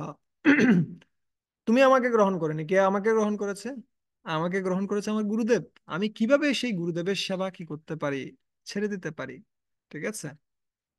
সোহম কথম নু বৃষিজে তব ভৃত্য সেবম। তোমার সেই ভৃত্যের সেবা আমি কিভাবে ছাড়তে পারি? একই জিনিসটা আমরা দেখতে পাই প্রতাপরুদ্র মহারাজের ক্ষেত্রেও। প্রতাপরুদ্র মহারাজ তিনি কি করছিলেন, রামানন্দ রায় তাকে বিশেষ সেবা করছিলেন। সে যখন চাইছে যে আমি কি করব, আমি মহাপ্রভুর সাথে যুক্ত হব, তখন প্রতাপরুদ্র মহারাজ সাথে সাথে বলছেন যে হ্যাঁ ঠিক আছে, তুমি যাও, তুমি মহাপ্রভুর সেবা করো, আমি তোমাকে পূর্ণ স্যালারি দিব, তোমার কাজ করতে হবে না, কিন্তু পুরো স্যালারি তুমি পাবে। এটা এসে যখন রামানন্দ রায় মহাপ্রভুকে বলছেন, তখন মহাপ্রভু বলছেন যে তুমি হচ্ছে সমস্ত ভক্তদের মধ্যে প্রধান, তোমার যে সেবা করে সে মহাভাগ্যবান। ঠিক আছে। যেহেতু এই তোমার সেবা করছে তাই সে মহাভাগ্যবান। আর যে ব্যক্তি এরকম সেবা করছে সে অবশ্যই কার কৃপা পাবে? সে অবশ্যই ভগবানের কৃপা একদিন না একদিন পাবেই। ঠিক আছে। তাই আমরা যদি সত্যিকার অর্থেই ভগবানের কৃপা প্রাপ্ত হতে চাই, আমাদের কি করা উচিত? আমাদের চেষ্টা করা উচিত গুরু, সাধু, বৈষ্ণব যারা রয়েছে তাদের বিশেষভাবে সেবা করার। তাদেরকে যখন আমরা সন্তুষ্ট করছি তখন ভগবান অটোমেটিক সন্তুষ্ট হয়ে যান। ঠিক আছে। এই জন্য বারবার করে ভগবান বলছেন কি মদ ভক্ত পূজ্য অভ্যাধিকা। আমার চেয়েও আমার ভক্তের যে সেবা সেটা সবচেয়ে বেশি গুরুত্বপূর্ণ। এবং বেশিরভাগ ক্ষেত্রে আমাদের ক্ষেত্রে হয় কি, আমরা আমরা দেখি গুরু রয়েছেন, আমি রয়েছি, আর আশেপাশে যারা রয়েছে গুরুদেবের সেবক ওরা সবাই বাদ। ঠিক আছে। ওদেরকে সন্তুষ্ট করাটা তেমন একটা গুরুত্বপূর্ণ বিষয় নয়। আমি যদি গুরুকে সন্তুষ্ট করি তাহলে সবকিছু শেষ, কিন্তু আসলে এটা ঠিক নয়। যদি আমরা গুরুদেবের সেবা করতে চাই, সেই যোগ্যতাটা অর্জন করতে চাই, তাহলে তার যে প্রতিনিধি রয়েছে তাদের সেবা করতে হবে। আহ, তার মাধ্যমে আমরা গুরুদেবের সেবার কি প্রাপ্ত হই, যোগ্যতা প্রাপ্ত হই। ঠিক আছে। এটা ছিল রিপ্রেজেন্টেটিভ। রিপ্রেজেন্টেটিভের মাধ্যমে আমাদেরকে সুরক্ষা প্রদান করছেন। এখন ও ফর অমনিপ্রেজেন্ট অ্যান্ড অমনিশিয়েন্ট। অমনিপ্রেজেন্ট অ্যান্ড অমনিশিয়েন্ট মানে হচ্ছে তিনি সর্বব্যাপী এবং সর্বজ্ঞ। ঠিক যেমনি প্রহ্লাদ মহারাজ তিনি যখন জিজ্ঞেস করছেন, তাকে যখন জিজ্ঞেস করা হচ্ছে তোর ভগবান কোথায় থাকে, সাথে সাথে প্রহ্লাদ মহারাজ বলছেন কি তিনি সর্বত্র রয়েছেন। ঠিক আছে। স্থাবর জঙ্গম দেখে না দেখে তার মূর্তি, সর্বত্র হয় নিজ ইষ্ট দেব স্ফূর্তি। স্থাবর জঙ্গম সবকিছুই দেখছে, কিন্তু ভক্ত, যিনি উত্তম অধিকারী ভক্ত, তিনি তার মধ্যে কি দেখেন? ইষ্টদেব স্ফূর্তি। তার নিজ ইষ্টদেবকে তিনি দর্শন করেন। তো একই জিনিসটা আমরা দেখতে পাচ্ছি কার ক্ষেত্রে? প্রহ্লাদ মহারাজের ক্ষেত্রে। তিনি সর্বত্র কাকে দর্শন করছেন? নৃসিংহদেবকে দর্শন করছেন। আর অন্যদিক দিয়ে যে এই সমস্ত ব্যক্তির জ্ঞান ও চক্ষু নেই, তারা কি করতে পারে না, তারা বিগ্রহের মধ্যেও ভগবানকে দর্শন করতে পারে না। ঠিক আছে, সরাসরি বিগ্রহ রয়েছে, তারা মনে করে এই বিগ্রহ হচ্ছে পাথর অথবা এই বিগ্রহ হচ্ছে কাঠ। এসে আগে জিজ্ঞেস করবে এই বিগ্রহ কিসের, এটা কি পাথরের নাকি কাঠের। কিন্তু আসলে বিগ্রহ কি নয়, মাটি, পাথর বা কাঠ নয়, বিগ্রহ স্বয়ং ভগবান। ঠিক আছে। তো একই জিনিসটা আমরা দেখতে পাই সাক্ষী গোপাল লীলার ক্ষেত্রেও। যখন সাক্ষী গোপালের লীলা হচ্ছিল, এই ঘটনাটা আমরা হয়তো ভবিষ্যতে কোনো একটা সেশনে আমরা পুরো আলোচনা করব। এটা খুব ইম্পর্টেন্ট একটা বিষয়। বিগ্রহের প্রতি ভালোবাসা কিভাবে জাগ্রত করা যায়, এটার জন্য বিগ্রহের লীলা শ্রবণ করাটা খুব গুরুত্বপূর্ণ। সো একটা পর্যায়ে গিয়ে ছোট বিপ্র এবং বড় বিপ্র, এদের মধ্যে কি হচ্ছিল, কথোপকথন হচ্ছিল। এবং সেখানে বিপ্র বড় বিপ্র ছোট বিপ্রের কাছে কি করেন, একটা প্রতিজ্ঞা করেন যে তুমি আমার অনেক সুন্দর সেবা করেছো, তাই আমি প্রতিজ্ঞা করছি আমার যে মেয়ে রয়েছে তাকে তোমাকে আমি দান করব। ঠিক আছে। সো ছোট বিপ্র বলছেন আমি তো খুব অধঃপতিত একজন ব্যক্তি, আমার কোনো টাকা পয়সা নেই, কিছু নেই, কেন আপনি কি করবেন, আপনার মেয়েকে আমাকে প্রদান করবেন। ঠিক আছে, এটা তো কোনো কথা হতে পারে না। সো ও বলছে না না, আমার মেয়েকে আমি তোমার হাতেই দিব, এটা কোনো বিষয় নয়, আমার মেয়ে আমি যে কারো হাতে দিতে পারি, ওটা সমস্যা নেই। সো কিন্তু ছোট বিপ্লব বারবার করে বলছেন আপনি কি এই কথা আসলে রক্ষা করতে পারবেন, এটা সম্ভব হবে না সম্ভবত। আহ, ঠিক ঠিক কি হলো, ও যখন বাড়িতে চলে গেল, যখন বাড়িতে গিয়েছে, সে সময়টিতে যারা আত্মীয় স্বজনরা ছিল তারা সবাই মিলে তাকে ঘিরে ধরেছে। কিভাবে তুমি এই নিম্ন প্রজাতির যে ব্রাহ্মণ রয়েছে তাকে কি তাকে কিভাবে তুমি কন্যাকে প্রদান করতে পারো, এভাবে কন্যা প্রদান করাটা ঠিক কি নয়, ঠিক নয়। ঠিক আছে। আর যদি তুমি একে কি করো, কন্যা প্রদান করো, তাহলে আমরা সবাই কি করব, আমরা সবাই আত্মহত্যা করবো। সো এই কথা শুনে বড় বিপ্র খুব দ্বিধার মধ্যে পড়ে গেছে, একদিকে আমি কি নিজের কথাটা রক্ষা করব নাকি আমি আহ আমার পরিবারকে রক্ষা করব। আর ওই অবস্থায় সে প্রার্থনা করছে, হে ভগবান আপনি কৃপা পূর্বক কি করুন, আমাকে রক্ষা করুন। আর ওই পর্যায়ে কি হয়েছে, যখন ছোট বিপ্র এসেছে বড় বিপ্রের কাছে বিবাহের সম্বন্ধ নিয়ে, সে সময়টিতে ও বলছে আমি ভুলে গিয়েছি, আমার কি কি ঘটেছে আমার মনে নেই, আমি বলতে পারছি না তীর্থ ভ্রমণের সময় কাকে কি কথা দিয়েছিলাম। কিন্তু ছোট বিপ্রের মনে সবচেয়ে বড় একটা ভয় হচ্ছে, এই যে বড় বিপ্র সে খুব ভালো ব্রাহ্মণ, কিন্তু যদি ও এখন মিথ্যা কথা বলে তাহলে সে নির্ঘাত নরকগামী হবে। তাই তাকে রক্ষা করাটা খুব জরুরি। তাই সমস্ত সালিশের কথা অনুসারে সেখানে সিদ্ধান্ত হলো, যদি সেই গোপাল যার সামনে কি করা হয়েছে, এই যে বড় বিপ্র এবং ছোট বিপ্র তারা দুজনে মিলে কি দিয়েছে, সাক্ষ্য প্রমাণ দিয়েছে, তারা দুজনে কি করেছে, প্রতিজ্ঞা করেছে, সেই গোপাল যদি এখানে আসে তাহলে কি হবে, তাহলে এই বিবাহটা হতে পারে। ঠিক আছে। সো ছোট বিপ্র বলছে হ্যাঁ তাহলে গোপাল আসবে, গোপাল সাক্ষী দিতে আসবে। তো গোপালের কাছে চলে গেছে, গোপালের কাছে 100 দিন হেঁটে হেঁটে সে বৃন্দাবনে চলে গেছে, বিদ্যানগর থেকে। বিদ্যানগর হচ্ছে এটা কোথায়, সাউথ ইন্ডিয়াতে, সেখান থেকে বৃন্দাবনে এসেছেন হেঁটে হেঁটে। এসে গোপালকে বলছেন হে গোপাল তুমি একমাত্র সাক্ষী রয়েছ এই বিবাহের, এই যে প্রতিজ্ঞাটা ব্রাহ্মণ করেছে, কন্যা পাবো মোর মনে এই নহে সুখ, ব্রাহ্মণের প্রতিজ্ঞা যায় এই বড় দুঃখ। যে আমি কন্যা পাবো সেটা আমার সুখ নয়, আমার প্রকৃত দুঃখটা হচ্ছে কি ব্রাহ্মণের প্রতিজ্ঞা চলে যাবে। তাই তুমি কি করো, তুমি কৃপাপূর্বক আমার সাথে চলো এবং আহ কাকে দর্শন দাও, আহ সমস্ত গ্রামবাসীদেরকে সামনে তোমার সাক্ষ্য প্রদান করো। তখন প্রতিমা বলছে অথবা গোপাল বলছে যে তুমি কখনো কি দেখেছো যে কে প্রতিমা হাঁটে, এরকম কোথাও দেখেছো যে প্রতিমা হাঁটতে হাঁটতে কোথাও যায়। তখন ব্রাহ্মণ বলছে আচ্ছা তুমি কখনো কি দেখেছো প্রতিমা কথা বলে, যে কথা বলে সে হাঁটতেও পারে। তো এরকম যখন কথা হচ্ছে তখন ছোট বিপ্র খুব সুন্দর একটা কথা বলছেন। ছোট বিপ্র বলছেন যে প্রতিমা নহে তুমি সাক্ষাৎ ব্রজেন্দ্র নন্দন, বিপ্র লাগি করো তুমি অকার্য কারণ। তুমি প্রতিমা নও, তুমি সাক্ষাৎ ব্রজেন্দ্র নন্দন। So, আমাদের যে বিগ্রহগুলো রয়েছে সেগুলো কি নয়, প্রতিমা নয়, সেগুলো সরাসরি ভগবান। ঠিক আছে, ভগবানের কিও নয়। অনেক সময় মনে করে ভগবানের, আমরা মনে করি যে ভগবানের প্রতীক, যেমনি আমাদের জাতীয় পতাকা রয়েছে, এটা দেশের প্রতীক, দেশের সাথে এটার কোনো তেমন একটা সম্পর্ক নেই, এটা প্রতীক।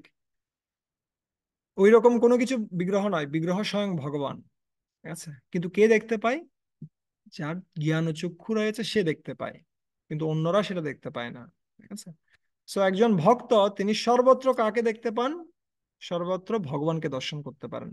কিন্তু যিনি কি নন, যিনি জ্ঞান চক্ষু সম্পন্ন নন, যার বিশ্বাস সুদৃঢ় নয়, সে কি দেখতে পায়?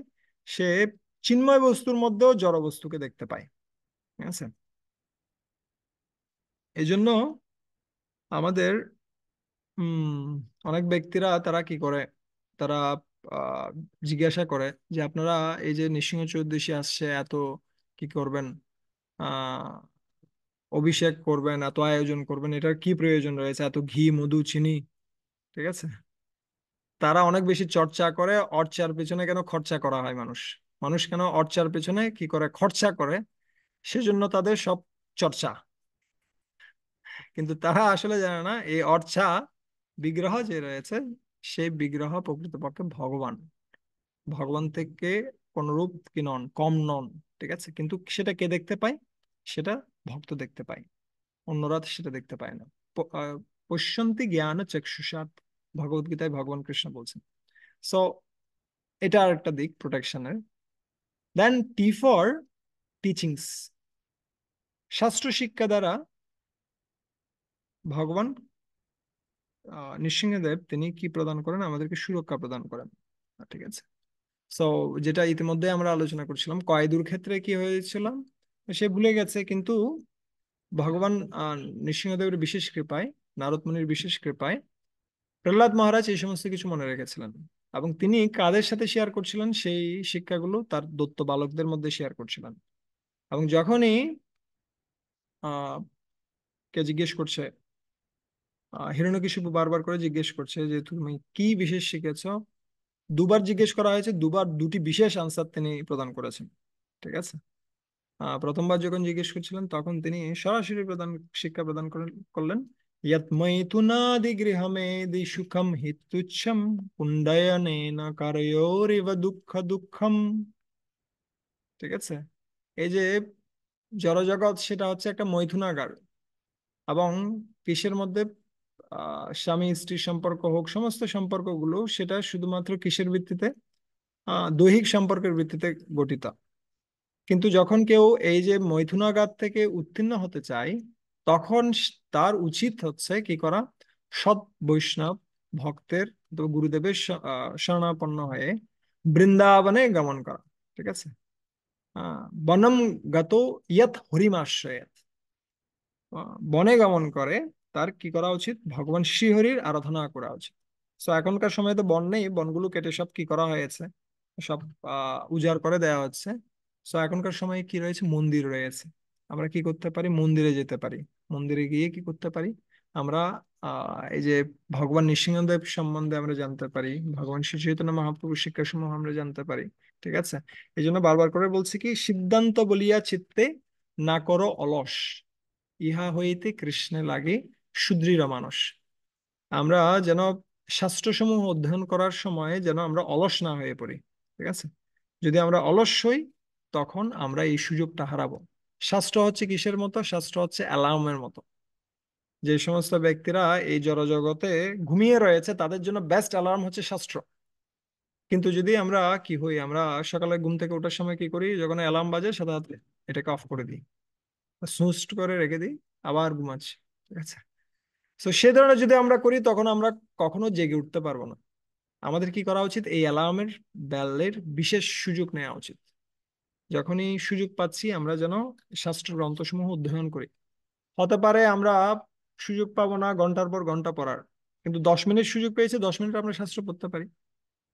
ঠিক আছে, যতক্ষণ সময় পাচ্ছি। ইভেন ধরেন রাত্রে ঘুমানোর আগে আমি সময় পাইনি পুরো দিন ধরে, অ্যাটলিস্ট 2 মিনিট আপনি গ্রন্থ পড়তে পারেন, 5 মিনিট আপনি গ্রন্থ পড়তে পারেন। ঠিক আছে, এই গ্রন্থ অধ্যয়ন আমাদেরকে কি করবে? আমাদেরকে জাগিয়ে তুলবে। ঠিক আছে, এই জন্য আমাদের খুব ভালোভাবে গ্রন্থ অধ্যয়ন করা উচিত। এবং সেই সাথে এটা নোটও করা উচিত যদি সুযোগ থাকে। যাদের সুযোগ রয়েছে তাদের কি করা উচিত, খুব ভালোভাবে সেটাকে সংরক্ষণ করা উচিত। আহ এই জন্য আমি আগেও বলছিলাম, যদি কেউ শাস্ত্রগ্রন্থ অধ্যয়ন করে কোনো শ্লোক মুখস্থ করছে অথবা বিশেষ কোনো লাইন সে মুখস্থ করছে, সেটা হচ্ছে কি করার মতো, সেটা হচ্ছে পকেটে টাকা থাকার মতো। ঠিক আছে। আর যদি কেউ নোটে লিখছে, সেটা হচ্ছে ব্যাংকে টাকা থাকার মতো।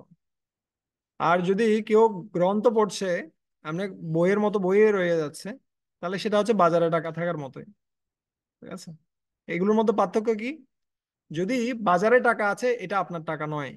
ঠিক একইভাবে গ্রন্থগত বিদ্যা পরহস্তে ধন, নহে বিদ্যা নহে ধন, হলে প্রয়োজন। গ্রন্থে আছে, আমি জানি না আসলে গ্রন্থে কোথায় কি আছে, আমি জানি না। গ্রন্থের মতো গ্রন্থেই আছে। ঠিক আছে। অনেকগুলো বই আছে কিন্তু কোনোটাই পড়া হয়নি, এরকম সিচুয়েশন হতে পারে। দেন যদি কেউ গ্রন্থ অধ্যয়ন করে কিসে লিখে রাখে, নোটে লিখে রাখে, তাহলে সেটা হচ্ছে কিসের মতো, ইয়াতে সুরক্ষার মতো, ব্যাংকে সুরক্ষার মতো। কিন্তু ব্যাংকও অনেক সময় বন্ধ থাকে। দেখা যাচ্ছে শুক্র শনিবার বন্ধ, আপনি কি পাবেন না, টাকা তুলতে পারবেন না। কিন্তু যদি আপনার পকেটে কিছু টাকা থাকে, তাহলে যে কোনো সময় আপনি কি করতে পারবেন, খরচ করতে পারবেন। সেটা হচ্ছে কি করার মতো, শ্লোক শেখার মতো। সেটা হচ্ছে কি করার মতো, কোনো বিশেষ কোনো কোর্স মুখস্থ করার মতো। ঠিক আছে। তাই আমাদের কি হওয়া উচিত, আমাদের এমন কোনো বাতি হওয়া উচিত নয় যে বাতির কিনে কোনো আলো ছড়ায় না। ঠিক আছে। বাতির উদ্দেশ্য কি? বাতির উদ্দেশ্য হচ্ছে আলো ছড়ানো। কিন্তু যদি বাতি রয়েছে, আগুন জ্বলছে কিন্তু আলো ছড়াচ্ছে না, কোনো তাপ নেই, তাহলে সেই বাতির কি মূল্য রয়েছে?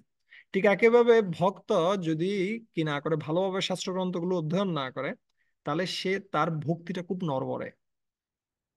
তার পোস্ট পজিশন হয়তো বাড়ছে, কিন্তু তার ভক্তিটা খুব দুর্বল। এই জন্য ভক্তির বেসিসটাই হচ্ছে কি, শাস্ত্রগ্রন্থ অধ্যয়ন করা। তাই শাস্ত্রগ্রন্থ অধ্যয়ন কখনো কি নয়, এটা মনে হতে পারে কোনো রুলস রেগুলেশন আমাদেরকে শিখাচ্ছে।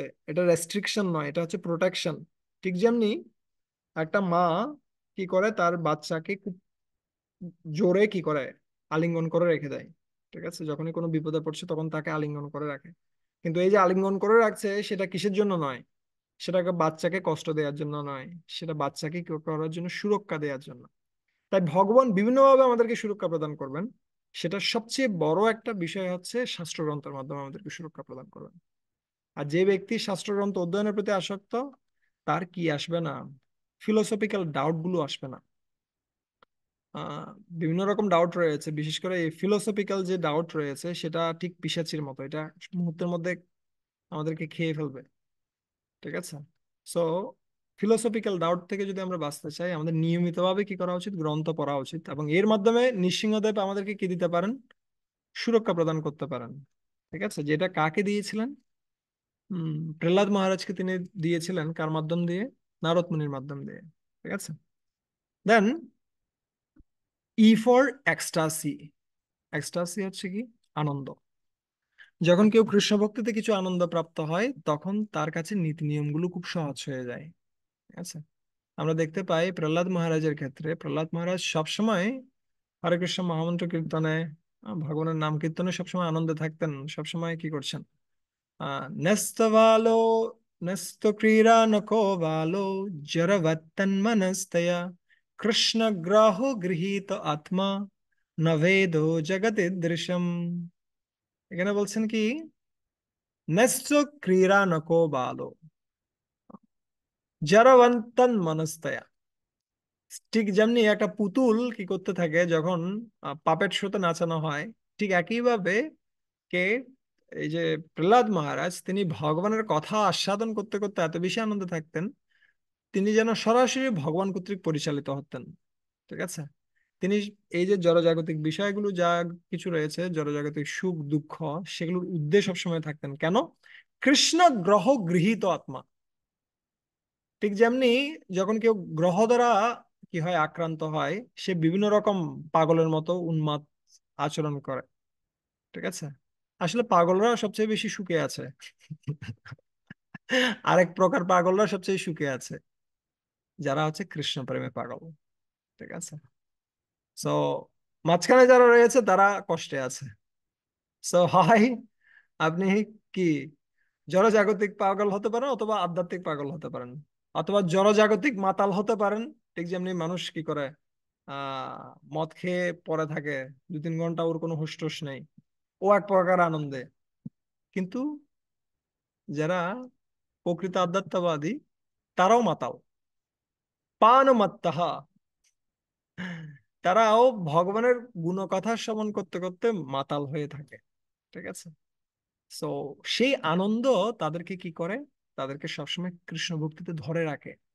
ঠিক একইভাবে আমরা যখন ভগবানের নাম কীর্তন করছি, আমরা যখন শাস্ত্রগ্রন্থ অধ্যয়ন করছি, আমরা যখন নীতি নিয়মগুলো ঠিকমতো পালন করছি, কিছু কিছু সময় আসবে দেখবেন যে সময়টাতে অনেক বেশি আমরা আনন্দ প্রাপ্ত হচ্ছি। ঠিক আছে। সেই কয়েকটা দিন আমাদেরকে সবসময় কি করে রাখে, কৃষ্ণ ভক্তিকে ধরে রাখে। আমরা যদিও ছেড়ে দিতে চাই, মাঝে মাঝে এমন পরিস্থিতি আসবে মনে হবে যে না, কৃষ্ণ ভক্তিটা ছেড়ে দিই, কিন্তু তথাপি দেখবেন ওই আনন্দগুলো আমাদেরকে ধরে রাখবে। ঠিক আছে। তাই মহাপ্রভুর এই আন্দোলনে প্রথমে কি দেয়া হয়, প্রথমেই মিষ্টান্ন দেয়া হয়।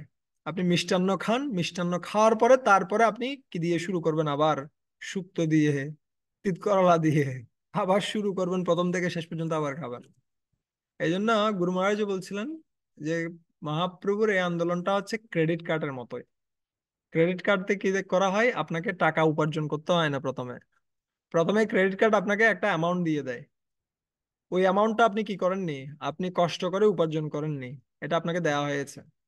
আপনি ওটা দিয়ে ক্রয় করতে পারেন কিছু না কিছু, কিন্তু কিছুদিনের মধ্যেই আপনাকে কি করতে হয়, ওই ক্রেডিট কার্ডের লোনটা আপনাকে পরিশোধ করতে হয়। ঠিক আছে। যদি আপনি পরিশোধ না করেন তাহলে সেটা পরবর্তীতে বন্ধ হয়ে যায়। সো একইভাবে আমাদেরকে কিছু না কিছু আনন্দ ভগবান কৃষ্ণ প্রদান করেন বিভিন্ন সময়, যখন আমরা মন্দিরে যাচ্ছি, আমরা যখন নিত্য কীর্তন করছি। ঠিক আছে। এই আনন্দগুলো আমাদেরকে সুরক্ষা প্রদান করে কৃষ্ণ ভক্তিতে কি থাকার জন্য, টিকে থাকার জন্য। ঠিক আছে। সো ভগবানের এটাও একটা সুরক্ষা, সেটা হচ্ছে ecstasy, E for ecstasy. Then C for clarity of thoughts and goals. Clarity, ক্লারিটিটা হচ্ছে কি, বিভিন্ন সময় আমরা কি থাকি, আমাদের কি করা উচিত কি করা উচিত নয় সেই সম্বন্ধে আমরা বিভ্রান্ত থাকি, আমরা সঠিক ডিসিশন নিতে পারি না।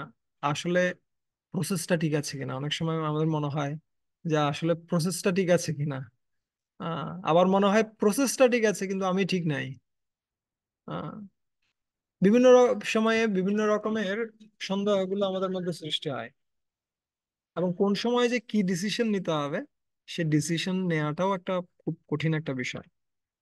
কিন্তু যখন কেউ ভগবানের সুরক্ষায় থাকেন, আহ, সে কি প্রাপ্ত হয়, যথার্থ বুদ্ধি প্রাপ্ত হয়। দধামি দদামি বুদ্ধি যোগম তম ইয়েন মাম হইয়ন্তিতে। দদামি বুদ্ধি যোগম, ভগবান সেই বুদ্ধিটা প্রদান করেন, কিন্তু কাদেরকে তিনি প্রদান করেন, তেষাম শতদ যুক্তানাম ভজতাম প্রীতিপূর্বকম, যারা সবসময় ভগবানের সাথে যুক্ত রয়েছেন, ভগবানের সেবায় যুক্ত রয়েছেন এবং প্রীতিপূর্বক ভজনা করছেন। দুটো জিনিস রয়েছে, কিন্তু আমি কয়েকদিন আগেই একটা তাৎপর্য পড়ছিলাম, প্রপাত বলছেন দুভাবে ভগবানের সেবা করা যেতে পারে। একটা নিয়ম মাফিক ভাবে সেবা হতে পারে, আরেকটা হচ্ছে প্রীতিপূর্বক সেবা হতে পারে। কিন্তু যখন কেউ প্রীতিপূর্বক সেবা করে তখন সে ভগবানের যে কৃপা পাচ্ছে সে সম্বন্ধে কোনো সন্দেহ নেই। কিন্তু যদি কেউ নিয়ম মাফিক ভাবে সেবা করছে, আমাকে করতে হবে, আমাকে খেতে হবে, আমাকে জব করতে হবে, করতে হবে তাই করছি, তাহলে সেখানে কৃপা আছে কি নেই সেটা নিশ্চিতভাবে বলা যাবে না। তাই আমাদের যে সমস্ত কার্যক্রম আমরা করছি, সিম্পল যে কার্যক্রমগুলো, এগুলোর মাধ্যমে কিন্তু আমরা ভগবানের কৃপা প্রাপ্ত হতে পারি। কিন্তু নিশ্চিত করতে হবে এই কার্যগুলো যা কিছু আমরা করছি সেটা যেন প্রীতি সহকারে হয়। ঠিক আছে, প্রীতিপূর্বকম হয়, এটা যেন ভগবানের সন্তুষ্টির জন্য হয়। ঠিক আছে। তাহলে আমরা সবসময় কি থাকবো, তাহলে আমরা সবসময় ভগবানের সুরক্ষায় থাকবো। ঠিক আছে। সো ওই জন্য ভক্তিযোগকে অনেক সময় তুলনা করা হয় একটা সুড়ঙ্গে প্রবেশ করার মতোই। যখন কেউ সুড়ঙ্গে প্রবেশ করে প্রথম দিকে ও আলো দেখতে পায়। ঠিক আছে, সুড়ঙ্গে প্রবেশ করার আগে সব দিকে আলো রয়েছে, হ্যাঁ আলো। কিন্তু যখন সুড়ঙ্গের ভিতরে সে প্রবেশ করে তখন এদিক থেকেও সে অন্ধকার দেখতে পায়, অন্য দিক থেকেও অন্ধকার। এখন ও বিভ্রান্ত হয়ে যায়, আমার জড়জাগতিক জীবনও নেই, আমার আধ্যাত্মিক জীবনও নেই। জড়জাগতিক জীবনেও ফিরে যাওয়ার কোনো সুযোগ নেই, আধ্যাত্মিক জীবনেও কোনো আনন্দ পাচ্ছি না। কেন আনন্দ পাচ্ছি না? কারণ আমি ঠিক সময়ে ঠিক কাজগুলো করছি না। সকালবেলা উঠে জব করার কথা ছিল, সেই সকালবেলা উঠে আমি ঘুমাচ্ছি। আর যে সময় ঘুমানোর কথা ছিল সেই সময় আমি জেগে থেকে আমি কি করছি, আমি স্মার্টফোন চালাচ্ছি। তাহলে আমি নিজেই আমার অশান্তির কারণ। আমি যে আনন্দ পাচ্ছি না কৃষ্ণ ভক্তিতে, সেটার কারণটা আমি নিজেই। তো একদিকে আমি জড়জাগতিক জীবনেও আনন্দের কোনো সুযোগ নেই, এখন আধ্যাত্মিক জীবনেও যেহেতু উল্টোপাল্টা করছি, আনন্দ পাওয়ার সুযোগ নেই। তাই মাঝখানে পড়ে রয়েছি, আমরা তখন বিভ্রান্ত হয়ে যাই। আসলে কি সামনে যাওয়া উচিত নাকি উচিত নয়? কিন্তু যদি কেউ যদি যথার্থভাবে ভগবানের সুরক্ষায় থাকেন, ভক্তদের সঙ্গে থাকেন, তাহলে সে ক্লারিটি প্রাপ্ত হবে কোন সময় কি ডিসিশন নেওয়া উচিত। ঠিক আছে?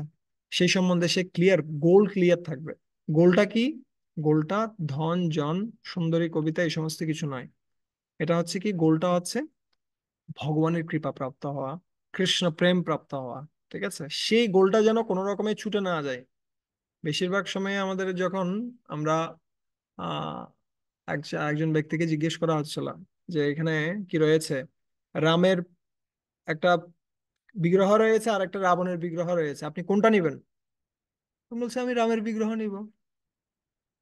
তারপরে বলছে, ধরেন রামের যে বিগ্রহ রয়েছে সেটা হচ্ছে কাঠের, আর রাবণের যে বিগ্রহ রয়েছে সেটা হচ্ছে স্বর্ণের, আপনি কোনটা নেবেন?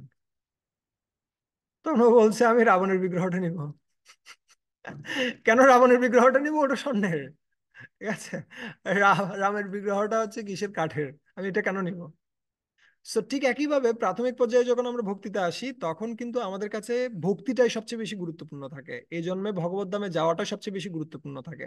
কিন্তু যত দিন যেতে থাকে, তখন ভক্তির থেকেও ভক্তির আশেপাশে যে সমস্ত আগাছাগুলো রয়েছে সেগুলো বেশি গুরুত্বপূর্ণ হয়ে ওঠে। ঠিক আছে? নাম যশ প্রতিষ্ঠা সহ এই সমস্ত বিষয়গুলো, এগুলো বেশি গুরুত্বপূর্ণ হয়ে হয়ে ওঠে।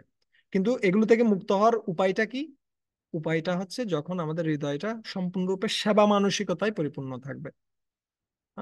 আমি কিছুদিন আগে আমি আহ গুরু মহারাজের কাছ থেকে শুনছিলাম, খুব সুন্দর একটা এক্সাম্পল তিনি দিচ্ছিলেন।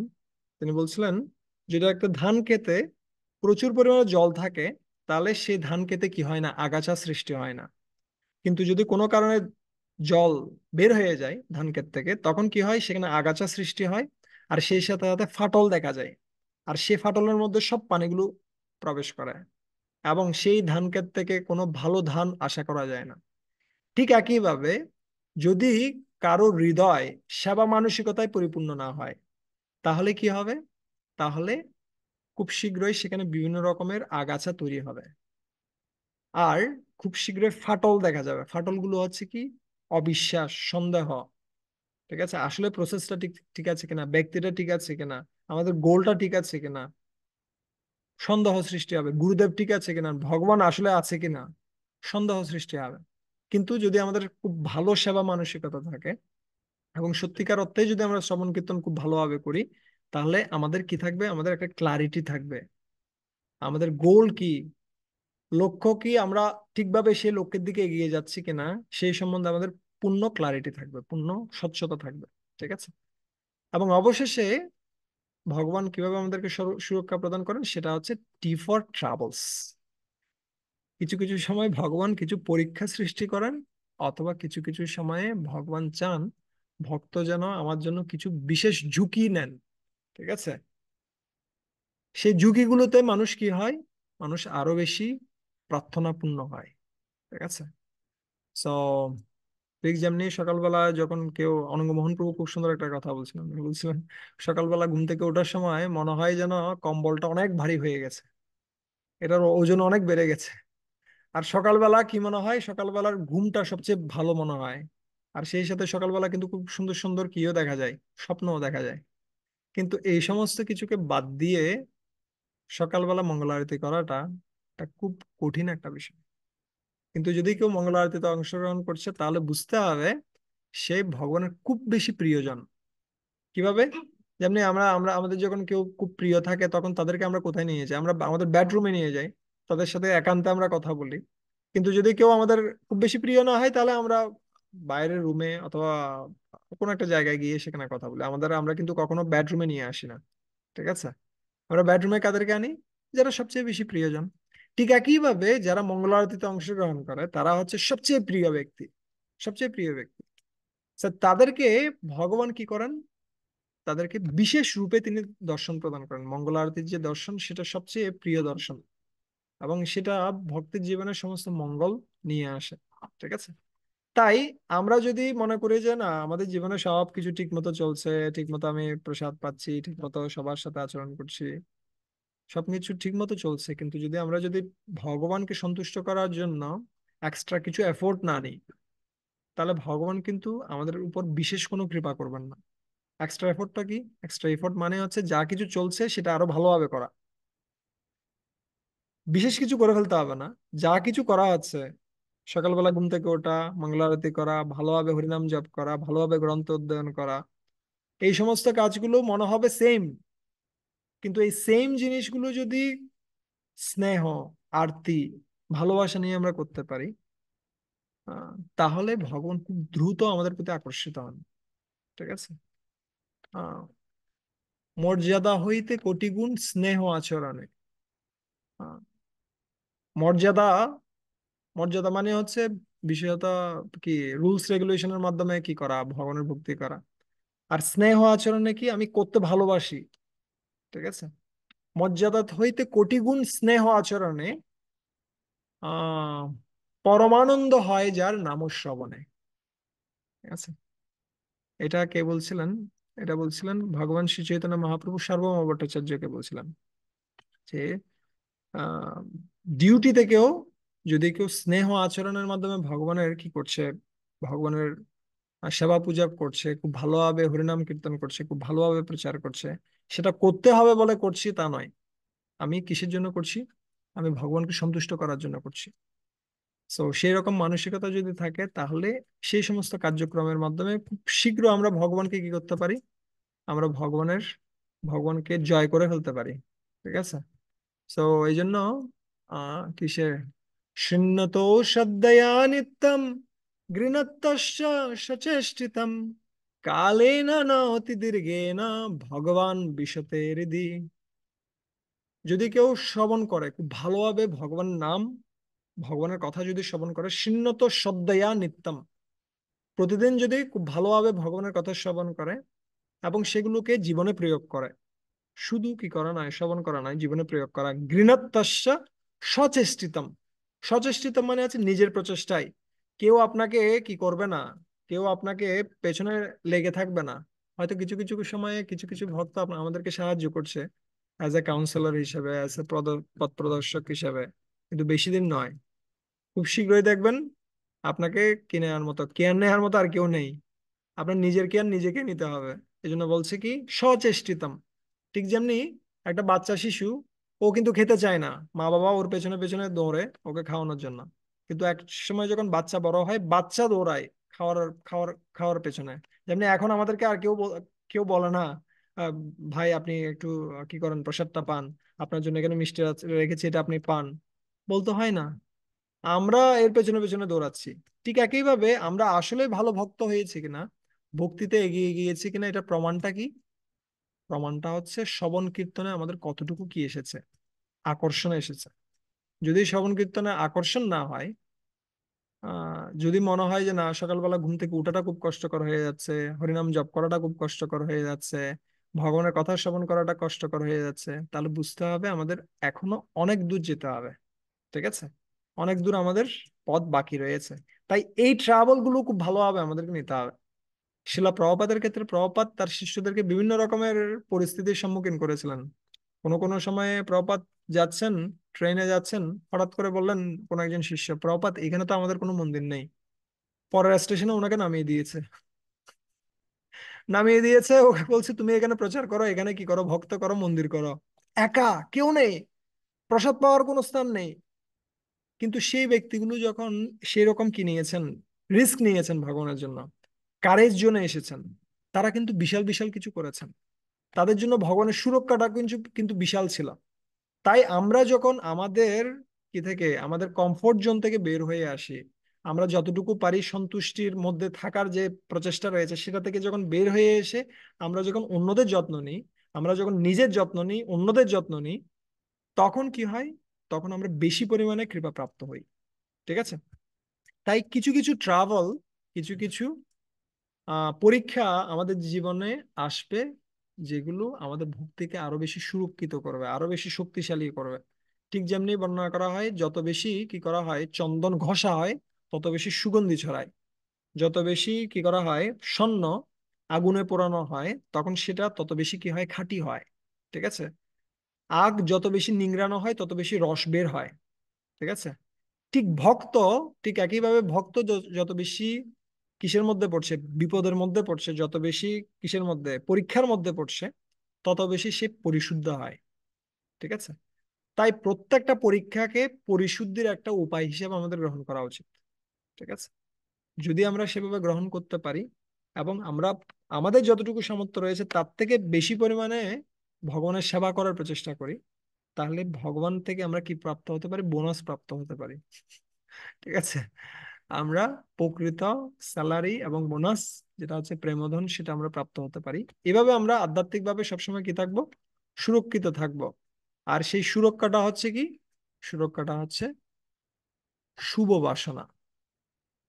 শুভ বাসনা কি? একটা হচ্ছে শুভ বাসনা আর একটা হচ্ছে অশুভ বাসনা। নৃসিংহদেব শুভ বাসনাগুলোকে কি করছেন, প্রজ্বলিত করছেন, আর যে অশুভ বাসনা রয়েছে সেগুলোকে ধ্বংস করছেন। শুভ বাসনার প্রতীক হচ্ছে কে, প্রহ্লাদ মহারাজ। আর অশুভ বাসনা, যেটাকে বলা হচ্ছে অতি অশুভ বাসনা, সেটা হচ্ছে কি, আহ হিরণ্যকশিপু। এবং হিরণ্যকশিপু শব্দের অর্থই হচ্ছে কি, হিরণ্য এবং কশিপু।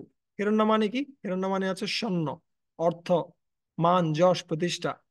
এবং কশিপু মানে হচ্ছে কি, ইন্দ্রিয় তৃপ্তির বাসনা, নরম বিছানা অথবা ইন্দ্রিয় তৃপ্তির বাসনা। সো এই দুটি বাসনা আমাদের মধ্যে কিন্তু রয়েছে। আমরা অনেক সময় যখন এই হিরণ্যকশিপু নৃসিংহদেবের লীলা আমরা শুনতে থাকি, আমাদের মনে হয় আমরা সবাই প্রহ্লাদ মহারাজ, আমরা কেউ হিরণ্যকশিপু নই। কিন্তু আমাদের মধ্যে হিরণ্যকশিপু এবং প্রহ্লাদ দুটাই রয়েছে। ঠিক আছে? আমাদের কিছু কিছু সময় মনে হয় এই ভক্তটা ভালো না, এই ব্যক্তিটা ভালো না, এই ব্যক্তিটা চলে গেলে মনে হয় ভালো হয়। এটা হচ্ছে হিরণ্যকশিপুর বাসনা, হিরণ্যকশিপুর মানসিকতা। আর কিছু কিছু সময় আমাদের মনে হয় এই ব্যক্তিটা ভালো, ও ও অনেক কষ্ট করছে, ও যেন ভগবানের কৃপা প্রাপ্ত হয়। এই ব্যক্তিটা ভক্তিতে এগিয়ে যাচ্ছে, আরো যেন এগিয়ে যায়। ও ব্যক্তিটা ভালো ভক্তি করছে, আমিও যেন তার মতো ভক্তি করতে পারি। তাহলে এই বিষয়গুলো হবে কি, এগুলো হচ্ছে প্রহ্লাদ মহারাজের প্রতিবিম্ব। প্রহ্লাদ মানে হচ্ছে প্রকৃষ্ট রূপেণ আল্লাহ, যে সবসময় কিসে থাকে, আনন্দে থাকে, যে অন্যের আনন্দে আনন্দ পায়, সে হচ্ছে প্রকৃতপক্ষে প্রহ্লাদ। কিন্তু যদি কেউ অন্যের আনন্দে কষ্ট পায়, তাহলে সে ঈর্ষাপরায়ণ। এবং সেই ধরনের ঈর্ষাপরায়ণ ব্যক্তি কার প্রতিভু, নৃসিংহ, আহ হিরণ্যকশিপুর প্রতিভু। ঠিক আছে? তাই আমাদের কার পথ অনুসরণ করা উচিত, আমাদের প্রহ্লাদ মহারাজের পথ অনুসরণ করা উচিত। এবং এই এই নৃসিংহ চতুর্দশীর দিনে আমরা কি করতে পারি, বিশেষভাবে প্রার্থনা নিবেদন করতে পারি নৃসিংহদেবের কাছে, প্রহ্লাদ মহারাজের কাছে, যেন আমাদের খারাপ যে বাসনাগুলো রয়েছে সেগুলো যেন ধ্বংসপ্রাপ্ত হয়, এবং আমাদের যেন একমাত্র বাসনা হয় ভগবান এবং তার ভক্তদের সেবা করা। ঠিক আছে?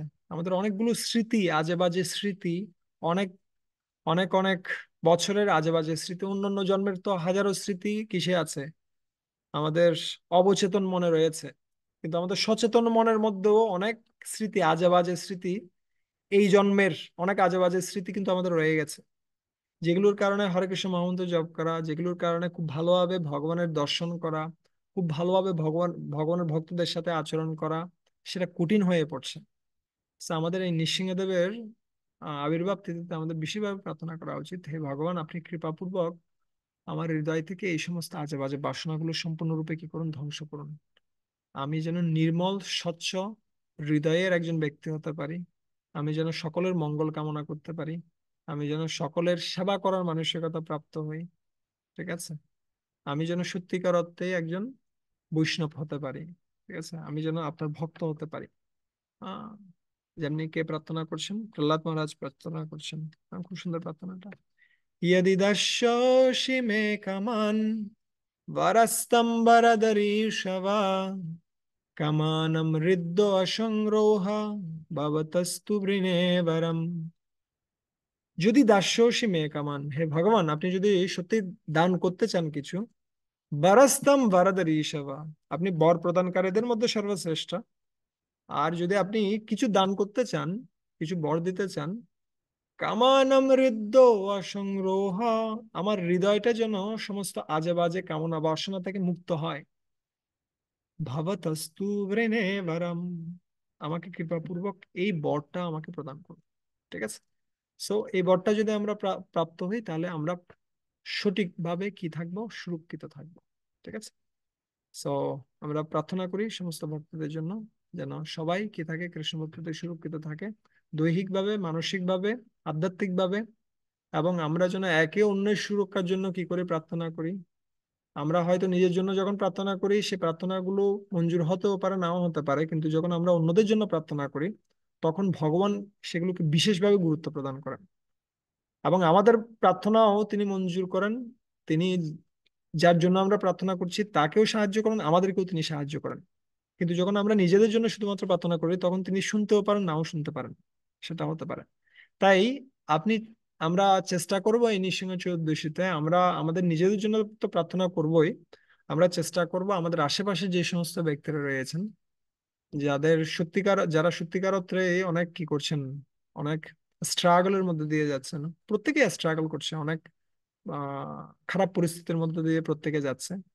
সো প্রত্যেকেই যেন আধ্যাত্মিকভাবে উন্নত হয় এবং সার্বিক যেন কল্যাণ হয় সকলের, সেটার জন্য যেন আমরা কি করি, প্রার্থনা করি।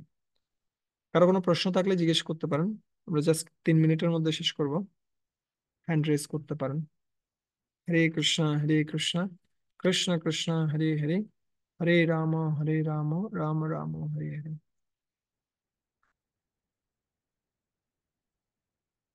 সো আচ্ছা, আমি জাস্ট ইয়াটা আরেকবার একটু করে দেখিয়ে দিই। তাহলে ট্রাভেল আমাদের কিসের, প্রোটেক্টের, এই যে কি ছিল, ফর প্রভিডেন্স, দুর্ভাগ্য থেকে সুরক্ষা। দেন আর ফর রিপ্রেজেন্টেটিভস, প্রতিনিধিদের মাধ্যমে সুরক্ষা। অ্যান্ড ও ফর অমনি প্রেজেন্ট অ্যান্ড অমনিশিয়েন্ট, মানে সর্বত্র এবং সর্বজ্ঞ, সর্বব্যাপী এবং সর্বজ্ঞ, তাই সর্বত্র থেকে তিনি কি করছেন, সুরক্ষা প্রদান করছেন। অ্যান্ড টি ফর তিনি টিচিংস, শাস্ত্র শিক্ষার দ্বারা সুরক্ষা প্রদান করছেন। অ্যান্ড ই ফর এক্সটাসি, বিভিন্ন সময় তিনি আনন্দ প্রদান করছেন, তার মাধ্যমে আমাদেরকে কৃষ্ণ ভক্তিত্ব ধরে রাখছেন।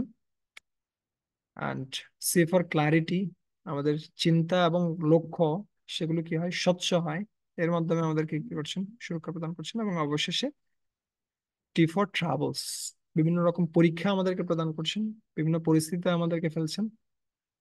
যদিও আমাদের পরীক্ষাগুলো ভালো লাগে না, তথাপি আমাদের সেগুলোকে কি করা উচিত, স্বাগত জানানো উচিত, যাতে করে আমরা আরো ভালোভাবে এগিয়ে যেতে পারি। ঠিক আছে।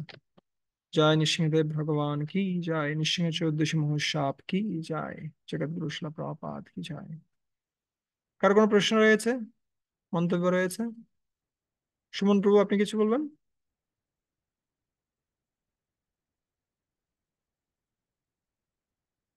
হরে কৃষ্ণ প্রভু, দণ্ডবত প্রণাম। হরে কৃষ্ণ। বলুন, আমি শুনছি। অসংখ্য ধন্যবাদ প্রভু, যে আজকের ক্লাসটা আনএক্সপেক্টেড ছিল আমাদের জন্য আসলে। নৃসিংহ চতুর্দশীর আগের দিনেই এই ধরনের একটা ক্লাস আমরা পেয়েছি। অত্যন্ত কৃতজ্ঞতা প্রকাশ করছি আপনার নিকট। তো প্রভু আসলে কোয়েশনটা হচ্ছে যে আহ, এটা একটা কমন কোয়েশন। আমাকে ইতিমধ্যে আরো কয়েকজনও কল করেছিল আজকে, যে নৃসিংহ চতুর্দশী তো স্বাভাবিকভাবে ভক্তরা যারা পারে তারা নির্জলা উপবাস থাকে, উপবাসটা নির্জলা থাকে। বেশ কিছু ভক্ত আজকে ফোন করেছিল যে বাংলাদেশের অবস্থা কিন্তু মানে টেম্পারেচার অনেক বেশি, তাপমাত্রা অনেক বেশি, বা অসুস্থ। তো তারা যদি অনুকল্প প্রসাদ গ্রহণ করে থাকতে চাচ্ছে আর কি, তো সেক্ষেত্রে সিদ্ধান্তটা কি হবে প্রভু? স্বাস্থ্যকে সবসময় গুরুত্ব দেওয়া প্রয়োজন রয়েছে। এখন দেখা উচিত আমি পারবো কিনা, সে অনুসারে আমরা কি করতে পারি, যে কোনো বিধি আমরা গ্রহণ করতে পারি। ঠিক আছে। আহ শুধু না খেয়ে থাকাটাই উপবাস নয়। মূল উপবাসটা হচ্ছে বেশি করে হরিনাম কীর্তন করা, বেশি করে ভগবানের কথা শ্রবণ করা। ঠিক আছে। এটা হচ্ছে মূল উপবাস। উপবাস মানে হচ্ছে, মানে হচ্ছে নিকটে, বাস মানে হচ্ছে থাকা। ঠিক আছে। বেশি করে হরিনাম কীর্তন করতে বলেন, বেশি করে গ্রন্থ অধ্যয়ন, বেশি করে কথা শ্রবণ করা। এগুলো যত বেশি হচ্ছে তত বেশি আমরা কি আছি, সুরক্ষিত আছি। আর যতটুকু পর্যায়ে আমরা পারি সেটা আমরা কি করতে পারি, পালন করতে পারি। ঠিক আছে, এটা ব্যক্তি থেকে ব্যক্তিতে নির্ভর করছে। ঠিক আছে। ঠিক আছে। হ্যাঁ, নিমাই প্রভু। প্রভু, দণ্ডবত প্রণাম। আপনি ইয়া খুলে ফেলেন, তাহলে শোনা যাবে। দণ্ডবত প্রণাম। হ্যাঁ, ধন্যবাদ, প্রণাম। প্রভু, আমার তো এটা তো নির্জলা থাকতে চাইতেছি, কিন্তু আমার তো একটু কিডনি প্রবলেম আছে। বাই চান্স যদি একটু জল খাইতে প্রয়োজন নেই, হয়। প্রয়োজন নেই। আপনার কি করতে হবে না। আপনি আগে কি করেন, সুস্থ থাকেন, তারপরে কি করেন। ঠিক আছে, সুস্থ থাকাটা সবচেয়ে বেশি গুরুত্বপূর্ণ। মানে যতটুকু পারেন ততটুকু করেন, নির্জলা করতেই হবে এরকম কোনো কথা নেই। ঠিক আছে। এটাই জয় প্রভু, হরে কৃষ্ণ। সুমহান গৌর প্রভু কি, গৌরচন্দ্র প্রভু কি। হরে কৃষ্ণ, দণ্ডবত প্রণাম প্রভু, আপনার শ্রীচরণে। ধন্যবাদ, প্রণাম। আমি বক বক করলাম, আপনি এতক্ষণ ধরে শুনছেন। প্রভু, খুব ভালো লাগছে আপনার লেকচার এবং নৃসিংহদেবের লীলা।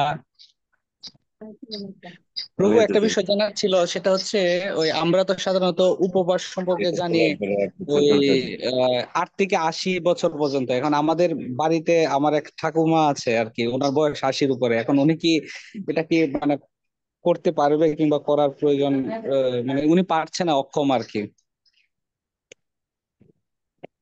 না, ওটাই আমি বলছি, এটা জোর করে কোনো কিছু হবে না।